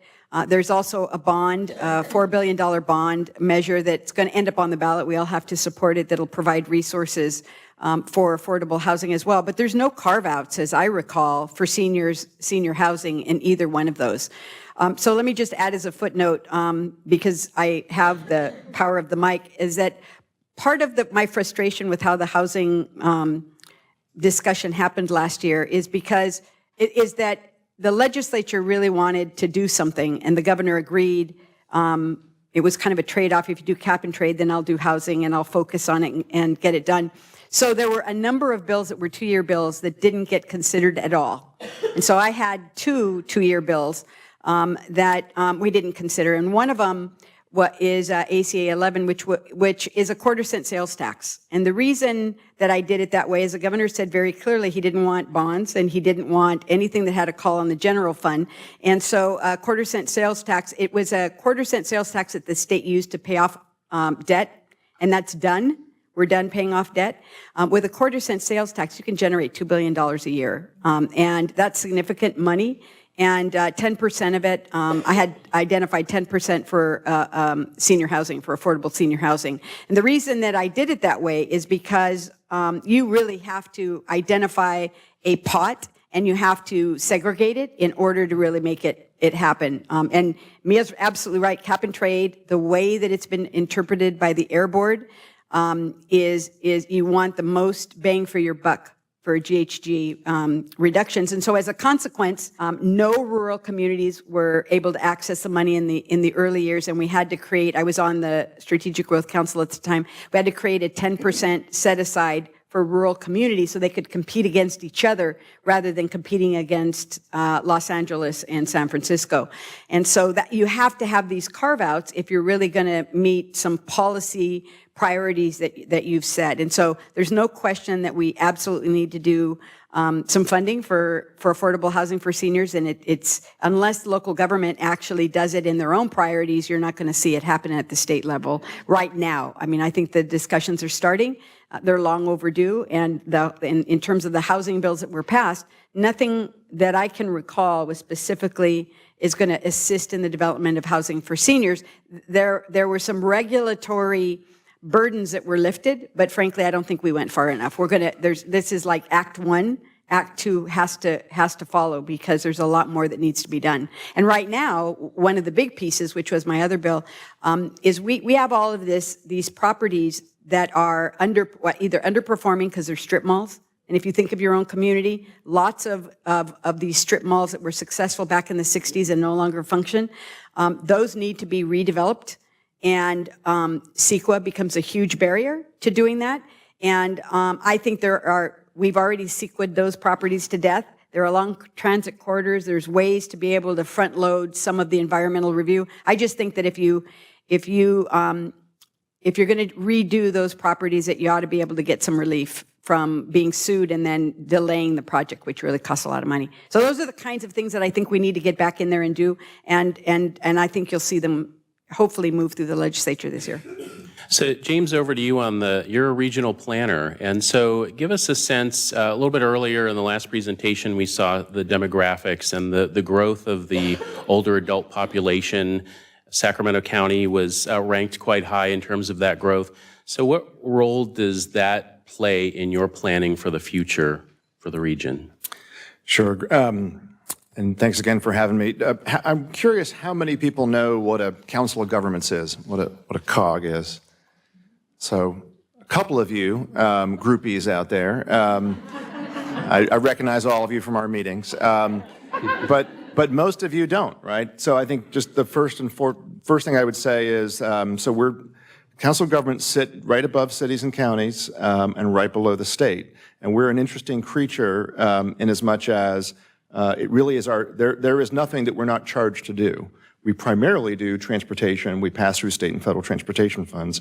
We have to look at housing. We do the regional housing needs allocation every 4 years in our long range plans. But I think my main point there is to both introduce you to our agency that is the 6 counties of the Sacramento region, 22 cities, but also say I think we're an underutilized resource in all of this.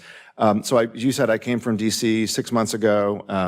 One of the things I've been trying to bring to our agency in our region is a real focus on economic prosperity. I think we have a fantastic opportunity in this region in particular to be like a lot of other state capital regions that don't rely on their state government so much. Denver, Nashville, Salt Lake City, Indianapolis, Raleigh, North Carolina. We're in that level, I think. And we just helped put the Amazon bid together.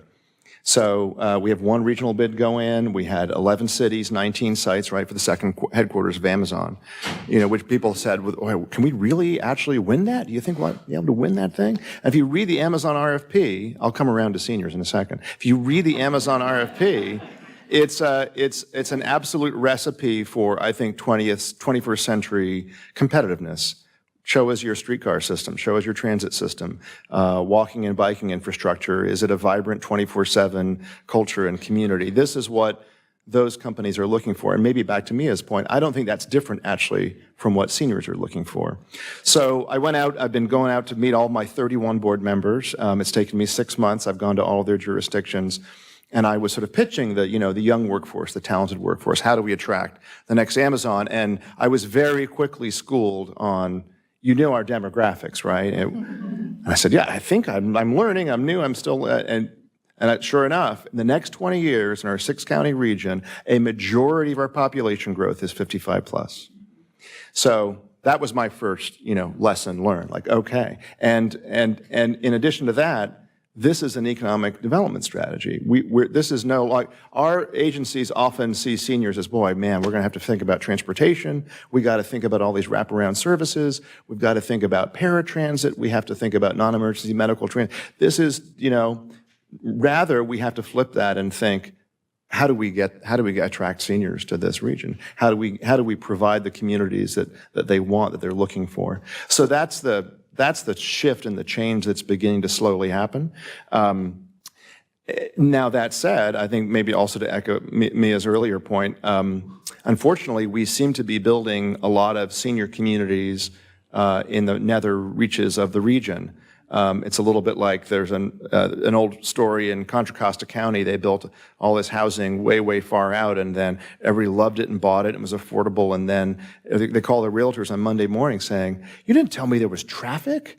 But, because they've only seen it on the weekend, and so suddenly it takes longer for senior communities, but suddenly people are saying, wait a second, how am I going to get to medical appointments? Where's my transportation when I have to give up the keys? And that becomes a real issue.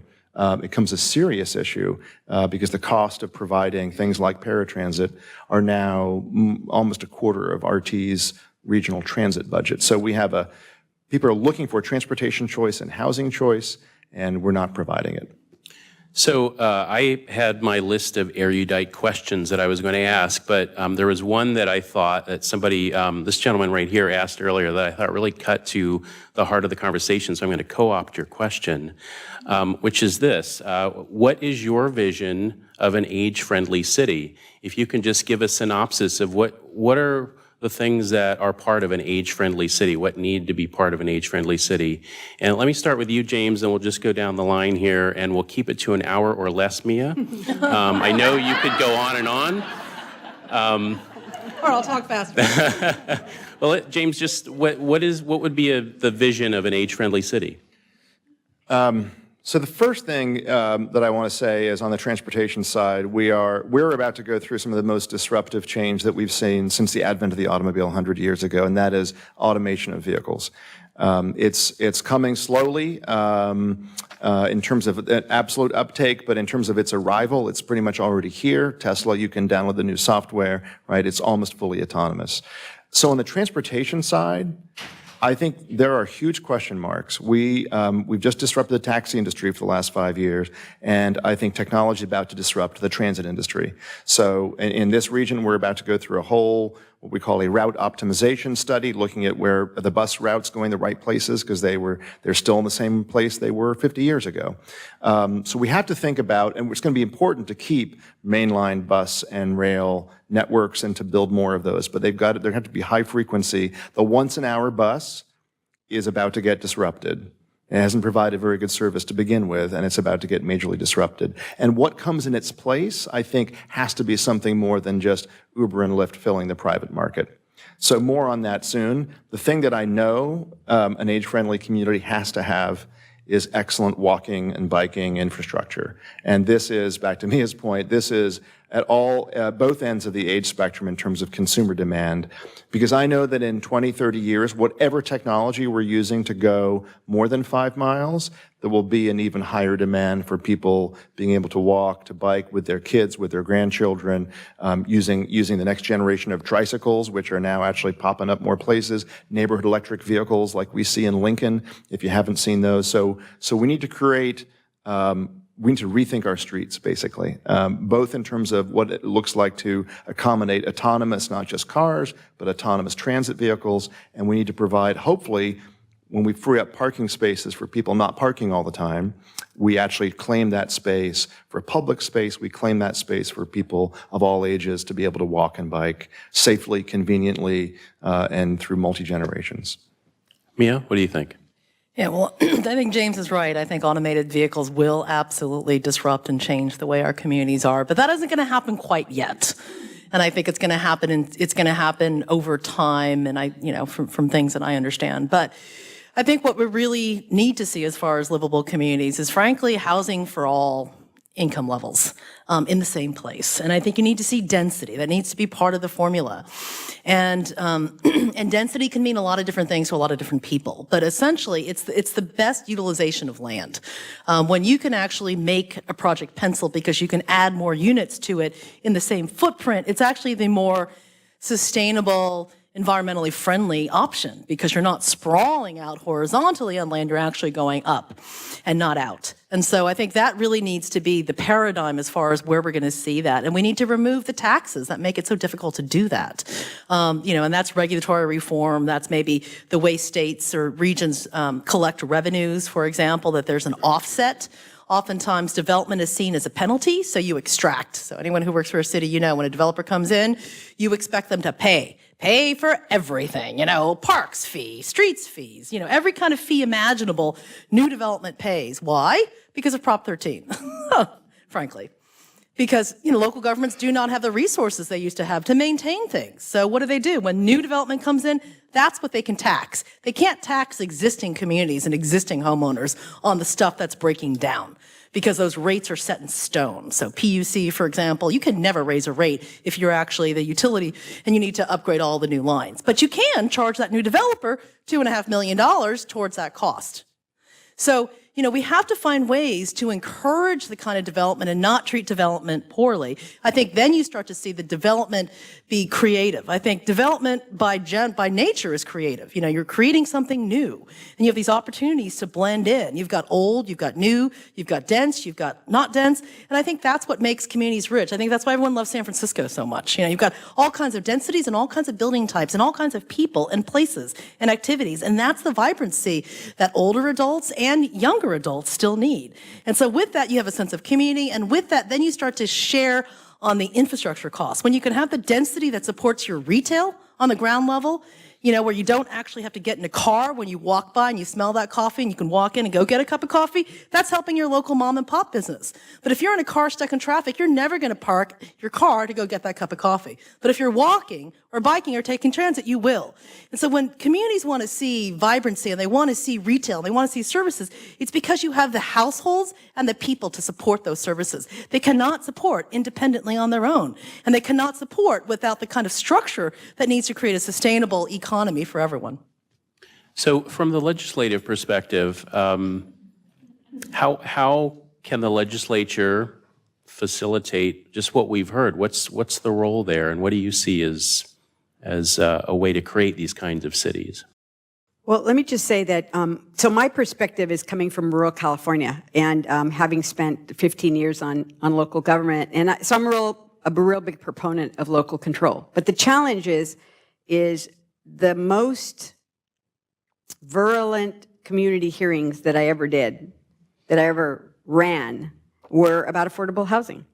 No, everybody will agree we need affordable housing in our community. Everybody will go like this. And then they'll say, yeah, but I don't want it next door, right? And what they'll say is actually worse than that. We don't want those people living in our neighborhoods, right? And then they'll get more graphic about who those people are and why they don't want them living in their community. So the really hard part is this balance of trying to enact policies that give direction to how we want local cities and counties to use their land. And Mia's absolutely correct. Proposition 13 has really hamstrung cities and communities. And I look at the fees a little bit differently because, frankly, in a blue-collar community, people want the same amenities that the wealthy communities have. They want good libraries, they want good parks, they want open space. And you don't usually have enough in blue-collar communities. And so the only way you get it is if the new construction helps to pay for it.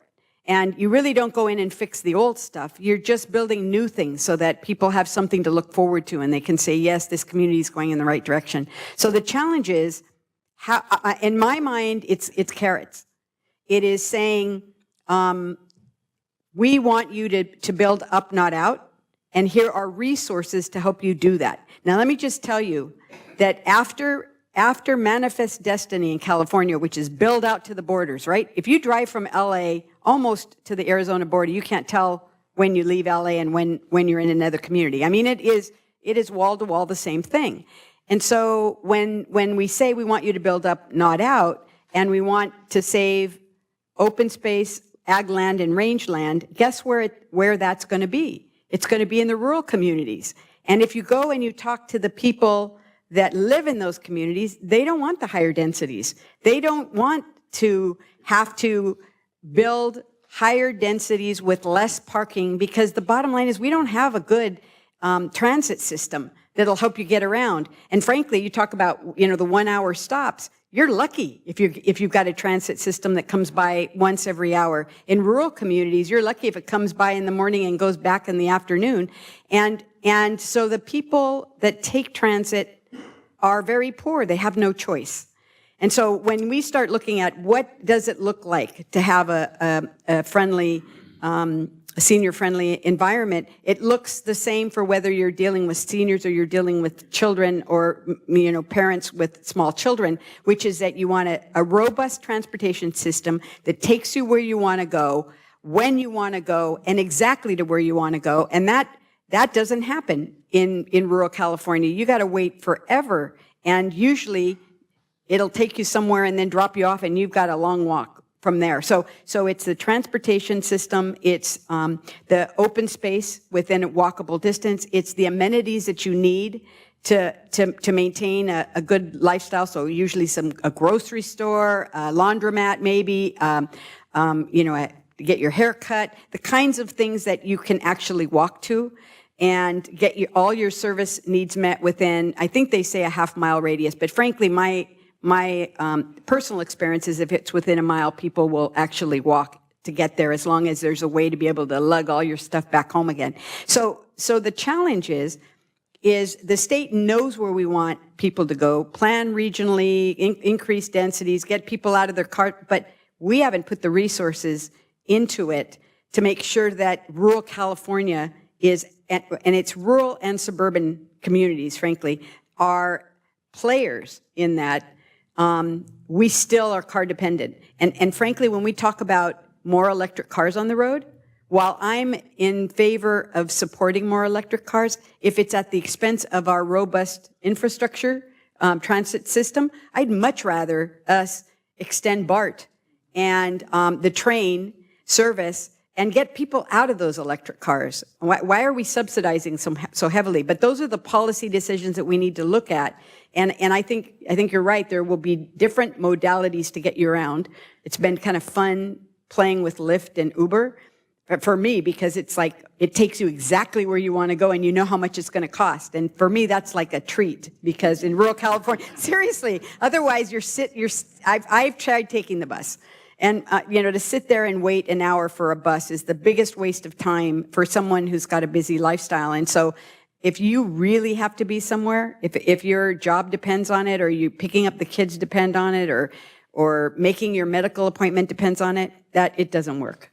So the hard part is trying to figure out, how does the state become a partner in urging local government to do the right thing that they will get nothing but grief from their constituents. And it's a hard one. You got to have a backbone. So I think we have a pretty good overview of the situation that we have now, and then kind of a vision for where things could go. The intermediate part is, how do we get there? So I'm just curious, Mia, what innovations are you seeing out there that can help us get to this vision of the future? Well, I think, along the lines of innovation, I think one of the unique programs that I've recently learned about while being on the Commission on Aging is home sharing. So there's a couple of models that exist. It started in San Mateo County, and HIP Housing does it. It's a nonprofit. And essentially I call it like a dating service. It's like, so if you're an older adult and you're living in a home and you've got a whole bunch of bedrooms and you're afraid of renting it to just anybody, the service comes in, they can align a roommate that meets a certain income qualification. So they want to make sure that it's not just, anybody, but you have to fit a qualification. So, they're usually low income, maybe they're young, and maybe you can work out some arrangement where for reduced rent, you might help with housework. You might help fix a gutter or do something like that would help the senior. So that helps with isolation. It allows new revenue sources to come in for the senior. And it certainly helps with, Bay Area hot pricing to get, young students into decent housing instead of living in someone's garage. So models like that, I think, are working. Granted, that's not going to fulfill the whole need, though. That's like one tiny sliver, but at least it's some innovation where people who are just frustrated are trying to do something. So actually, Marin County just started a program like this. Episcopal Homes out of Oakland is running that. And so that is something I encourage everyone to look at that. That's like an easy thing you can do. Because there are a lot of seniors under that Prop 13 protection, frankly, that are trapped in their homes. Because even if they sold their home, they couldn't afford to buy a new home, nor qualify for a mortgage for a home or whatnot, and then pay higher taxes. So, you end up, we're sort of in a little bit of a conundrum too. So then, the reality is, okay, well, what else can you do? So you could see, we're seeing smaller homes, micro homes, for example. That's something that could work. Smaller footprints, which are good. But again, the reality of the cost of construction is very high. Land's very expensive. New construction's very difficult.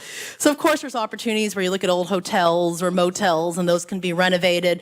Again, that's expensive, and you need resources. So bottom line, to get what we want, we're going to have to pay for it.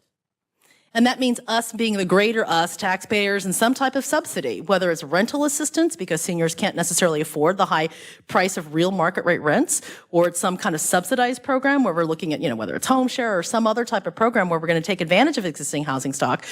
But, the reality is you can't just innovate if there's no market. There needs to be a reason. There needs to be the private sector incentive. It can't just be all nonprofit efforts. So I think that's really where we're going to have to find the sweet spot. How can we incentivize the private sector to build the housing that we want built? And for that, we're going to have to remove barriers, whether they're regulatory or financial. We need to provide loan support to make these, units pencil for the developers who take the risk to actually build them. These are projects that take millions and millions of dollars of resources. $30 million is the average deal size that I put together. So, it's a lot of resources to put together to build affordable housing. That then, of course, is a long-term asset that remains affordable in the state of California for 55 years plus. So we're talking long-time investments, but the reality is it takes a long time to build one of these. We need to make that faster, more resources, and make it happen. That innovation hasn't quite happened yet. So James, from your perspective as a planner, I'm just curious, just picking up on that idea of innovation, what role does technology play in planning for the future, and specifically in terms of older adults? Sure. Actually, one is about to launch down in Los Angeles. Anna, you were mentioning the sort of bus service. LA has some of the denser bus service of any major U.S. city, and yet their ridership is falling. So they've got a problem like a lot of other folks do. So they're going to roll out, actually they have a really innovative RFP to do a public-private partnership with basically microtransit. So their whole question is, can we get multi-passenger vans and shuttles? Could we pay for something that is cheaper than running the bus route on the less productive routes, that's on demand, that the consumers can basically say, hey, can you deviate and come to my block, or I'll walk a block and meet you there. It's 2, 3, 4 people at a time. And is that cheaper than running the bus that's only a quarter full? So I'll tell you, we're in such an interesting place now in transportation because we have to try things like this. And just like a startup or a new business, we're failing. So there was a Centennial, Colorado model like this. There was a shuttle called Bridge in Kansas City that failed. So we're not used to failing. We'll take longer and spend more money, but we'll still complete the project, right? That's the transportation way of doing things. We don't like to fail. We'll just make you wait. So we can't make you wait. We got to do it really fast, but we got to be okay with failure. We got to learn from that and open source it. So another great example for seniors in Gainesville, Florida, very, very low productivity bus network. They were running out of money, so they're working with senior centers using Uber for seniors. And for those that have cell phones, because it's about 40% penetration with smartphones, but at 80% on cell phones. So they actually you can use your smartphone, and you should, and the Uber trip is about 1/3 of the price. They underwrite the price of the Uber trip, but there's also an 800 number that you can call. So you don't have to have the smartphone to actually dial up the Uber. And then you got folks like Kansas City, our sister agency out there, who has a policy not to let seniors leave the region. They want no more than 10% out-migration. In order to keep seniors there, they've got a whole toolkit for all their cities, how to become age-friendly in the Kansas City region, so they don't lose. We talk about brain drain. They don't lose seniors from that region. Mm-hmm. So I'm going to ask one more quick question, and then we're going to go to your questions. So get them ready. And this is for you, Assemblymember Caballero. We're talking about all kinds of great ideas, but you have to pay for those ideas. And of course, I think as we all know, if anybody's filled up their gas tank today, a gallon of gas is 12 cents more in California. And that was specifically designed to pay for upgrading our transportation infrastructure.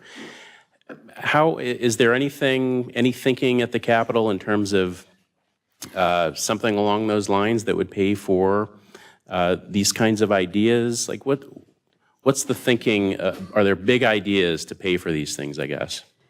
Well, the challenge is that, anytime you have a great new idea, it's going to cost money. And I think I speak for the legislature by saying we're just kind of exhausted with the idea of going out to the taxpayers and saying, hey, would you like to pony up some more? I mean, that's one of the reasons why my quarter-cent sales tax was a 2-year bill, because I need to know how would this work?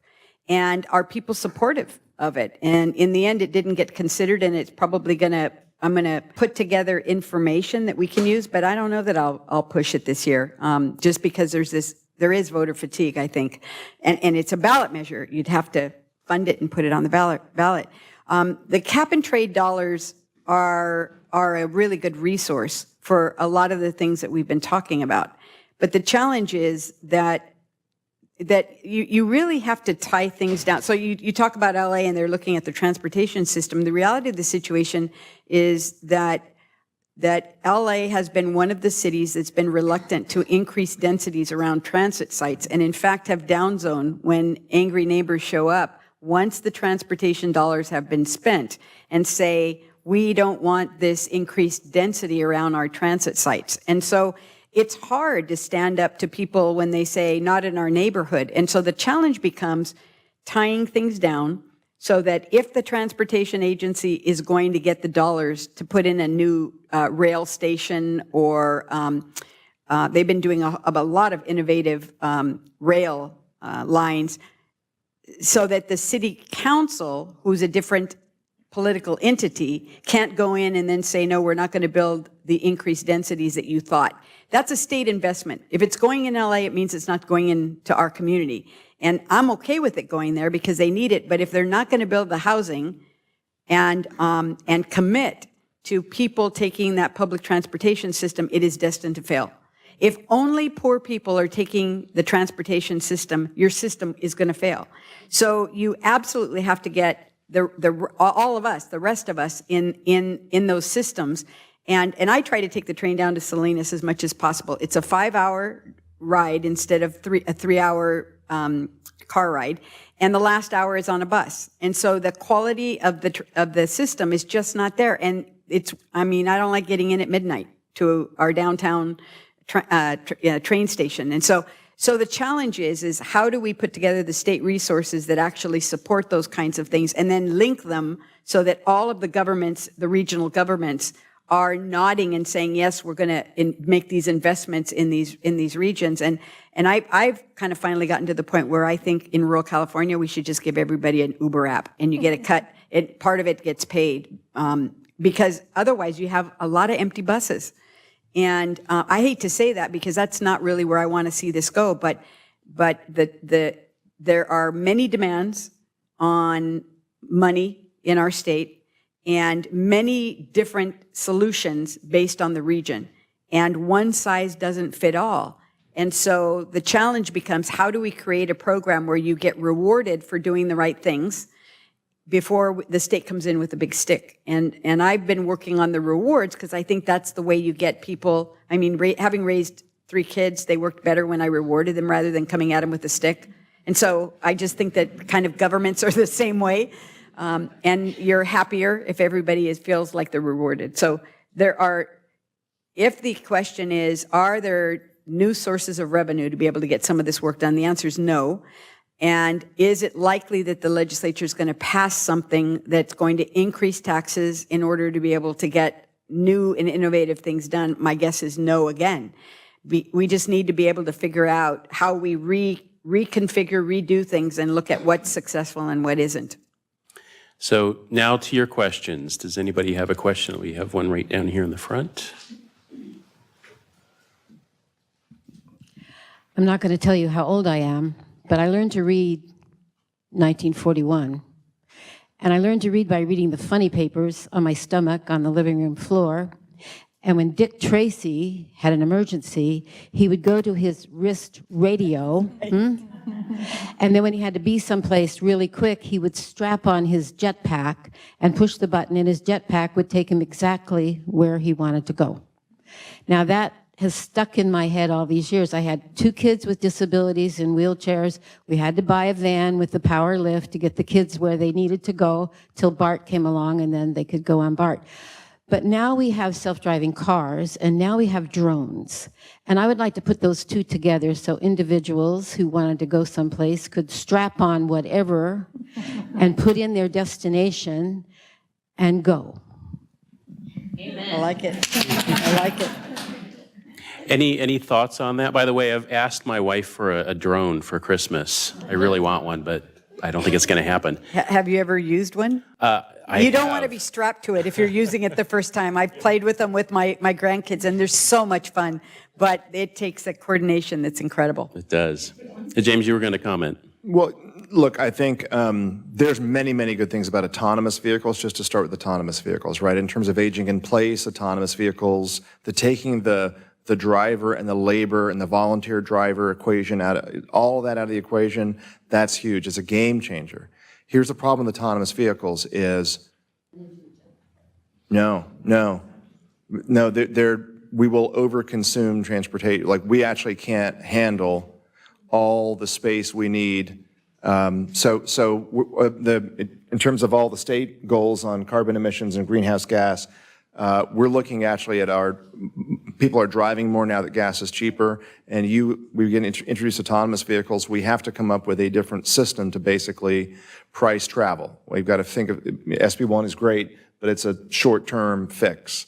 So autonomous vehicles are wonderful. We have to manage them well. We have to have a system that actually provides mobility on demand, but we can't actually clog the freeways more than they're already clogged. So we all laugh, but that's going to happen. The first thing in the air are going to be drone deliveries, right? We've actually, all of our regulations are such that we're actually testing them in other countries and not in this country. Uber has a white paper on aerial Ubers, on basically sort of small helicopter vehicles, single sort of person helicopters. You should read that white paper.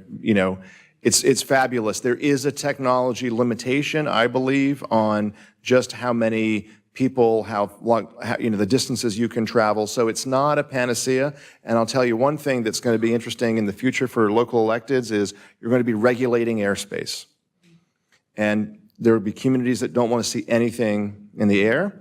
And there'll be other communities where all that drone traffic goes and then goes on to trucks and then goes into the wealthier communities. So I hate to paint the dystopian.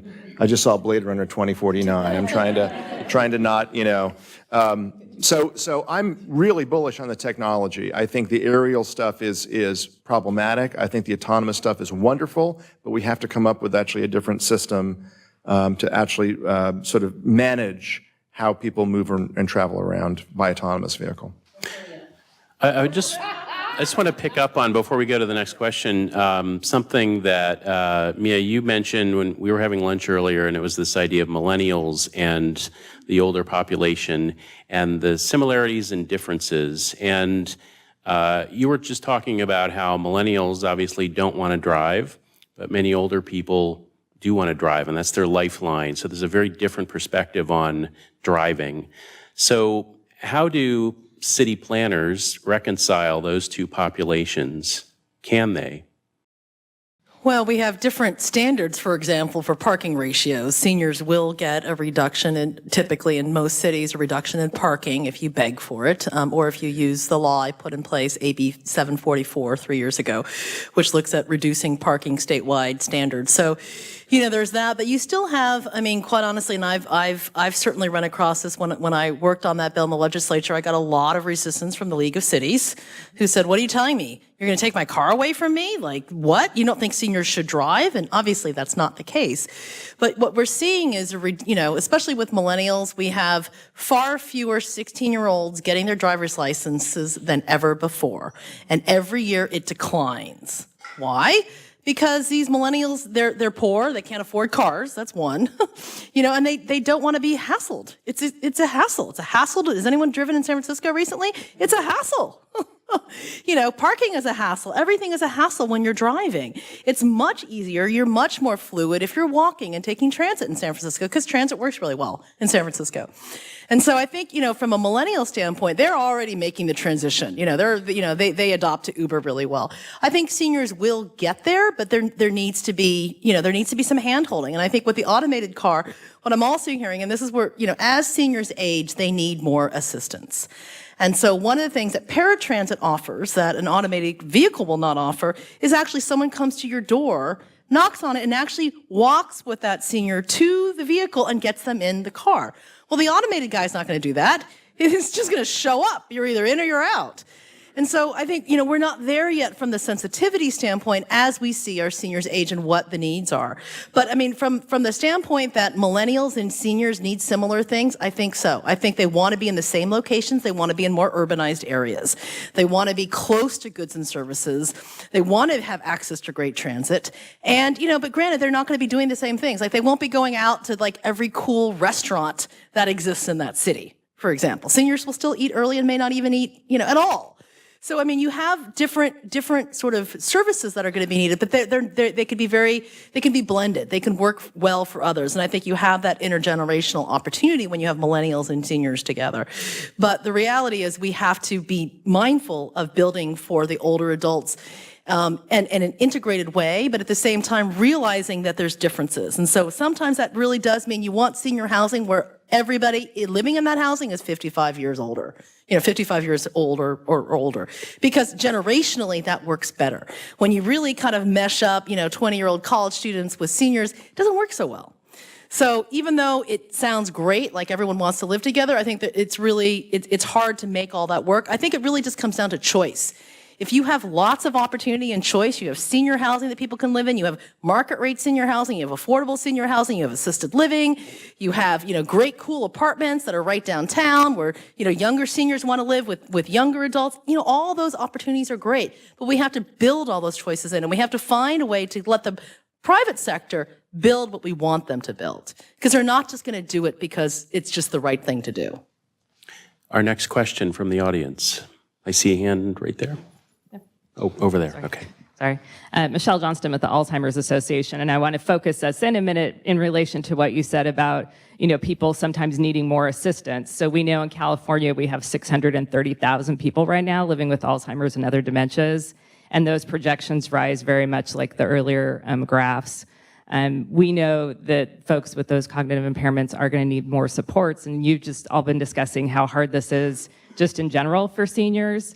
Can you talk a little bit about some of these different things and how we're going to make that work for people with cognitive impairments? I just think that's really challenging. I think, in years ago in San Francisco, I worked with Self-Help for the Elderly, and we built the first residential care home under HUD 811 for seniors with Alzheimer's and dementia. We got 15 beds. It was very tight. It was very hard to do, and the rules were really hard under RCFC. And when we built a lot of really innovative things into it, but it was very difficult to get the awareness. It was really difficult to get people on the bandwagon to support this, and so we had to use all kinds of different subsidies and things. But for example, some of the challenges is, and this is what I learned through this process. For example, we have MHSA. We have the Mental Health Service Act dollars, which, frankly, are not designated for dementia or Alzheimer's, because dementia and Alzheimer's is not considered a mental illness, right? I see lots of heads nodding. So first of all, we don't even have the right alignment at the state level, because mental illness, a lot of people politically could get behind. Like, everyone can kind of relate to someone homeless on the street who's screaming. We're like, we want those people housed, right?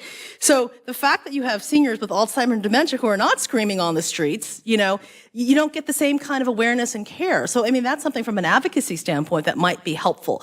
And of course, that level of care is a different level of care that you need for folks with schizophrenia. So, I mean, right now, let me just tell you, most people don't even see the distinction. So most people just think anyone with mental illness qualifies for this housing. Well, it doesn't. And then I did talk to a couple of caregivers, and they're like, well, wink, wink. There's a couple of ways around that. We could say they have two issues. It's Alzheimer's and depression. So maybe you could squeeze into, an MHSA unit. But, so those are some of the challenges that present itself, So we have certain specialized funding sources, but they don't actually go all the way. And there really isn't a special pot. And no one's really gone forward to say, look, we've got a lot of people aging, and this is a chronic aging disease. And we're going to have more and more people with Alzheimer's and dementia that, guess what, that sandwich generation cannot support, right? Because we don't have things, for example, like adult day health. So I loved adult day health. I've built them. They're wonderful in senior housing, and most people, I see some nods, you know what that means, right? So you got to give some relief to caregivers. You got to give some relief to those children who are taking care of their older adults, because everybody we know, we all want to live, we want to age in place. So aging in place means you're living with your families in most cases, or you're living alone. And you need that caregiver relief. Like, your daughter needs to go to work because she's supporting the household. So you can drop your kid off at preschool, and then you can drop your mother off at adult day health. Well, under the Schwarzenegger era, we lost that ability to build adult day health. So we no longer have funding sources that are reimbursed through Medi-Cal or Medicaid or all those things. I'm not a health person or healthcare person exactly, but I know they were reimbursed, and that's why it worked. You could provide specialized care to the population that you need, including Alzheimer's and dementia, and provide them the daily activities and the relief to caregivers. Well, we don't have that network here. We have no structure like that. So now you piece it together with PACE or some other things, but it's just really hard to do. So I think advocacy would help, and I think helping to kind of find maybe where in the budget, the funding could come from, because again, it's not going to come from the general fund.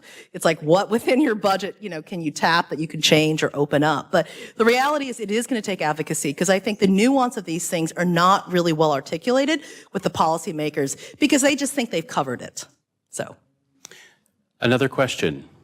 I think we have time for one more. Hi, good afternoon. I'm Jolene Fossbinder. I'm with Archstone Foundation in Long Beach. I just have a couple of thoughts, and I want to just put this out there. So we have apps like Uber and Lyft, and they're revenue driven for a company, right?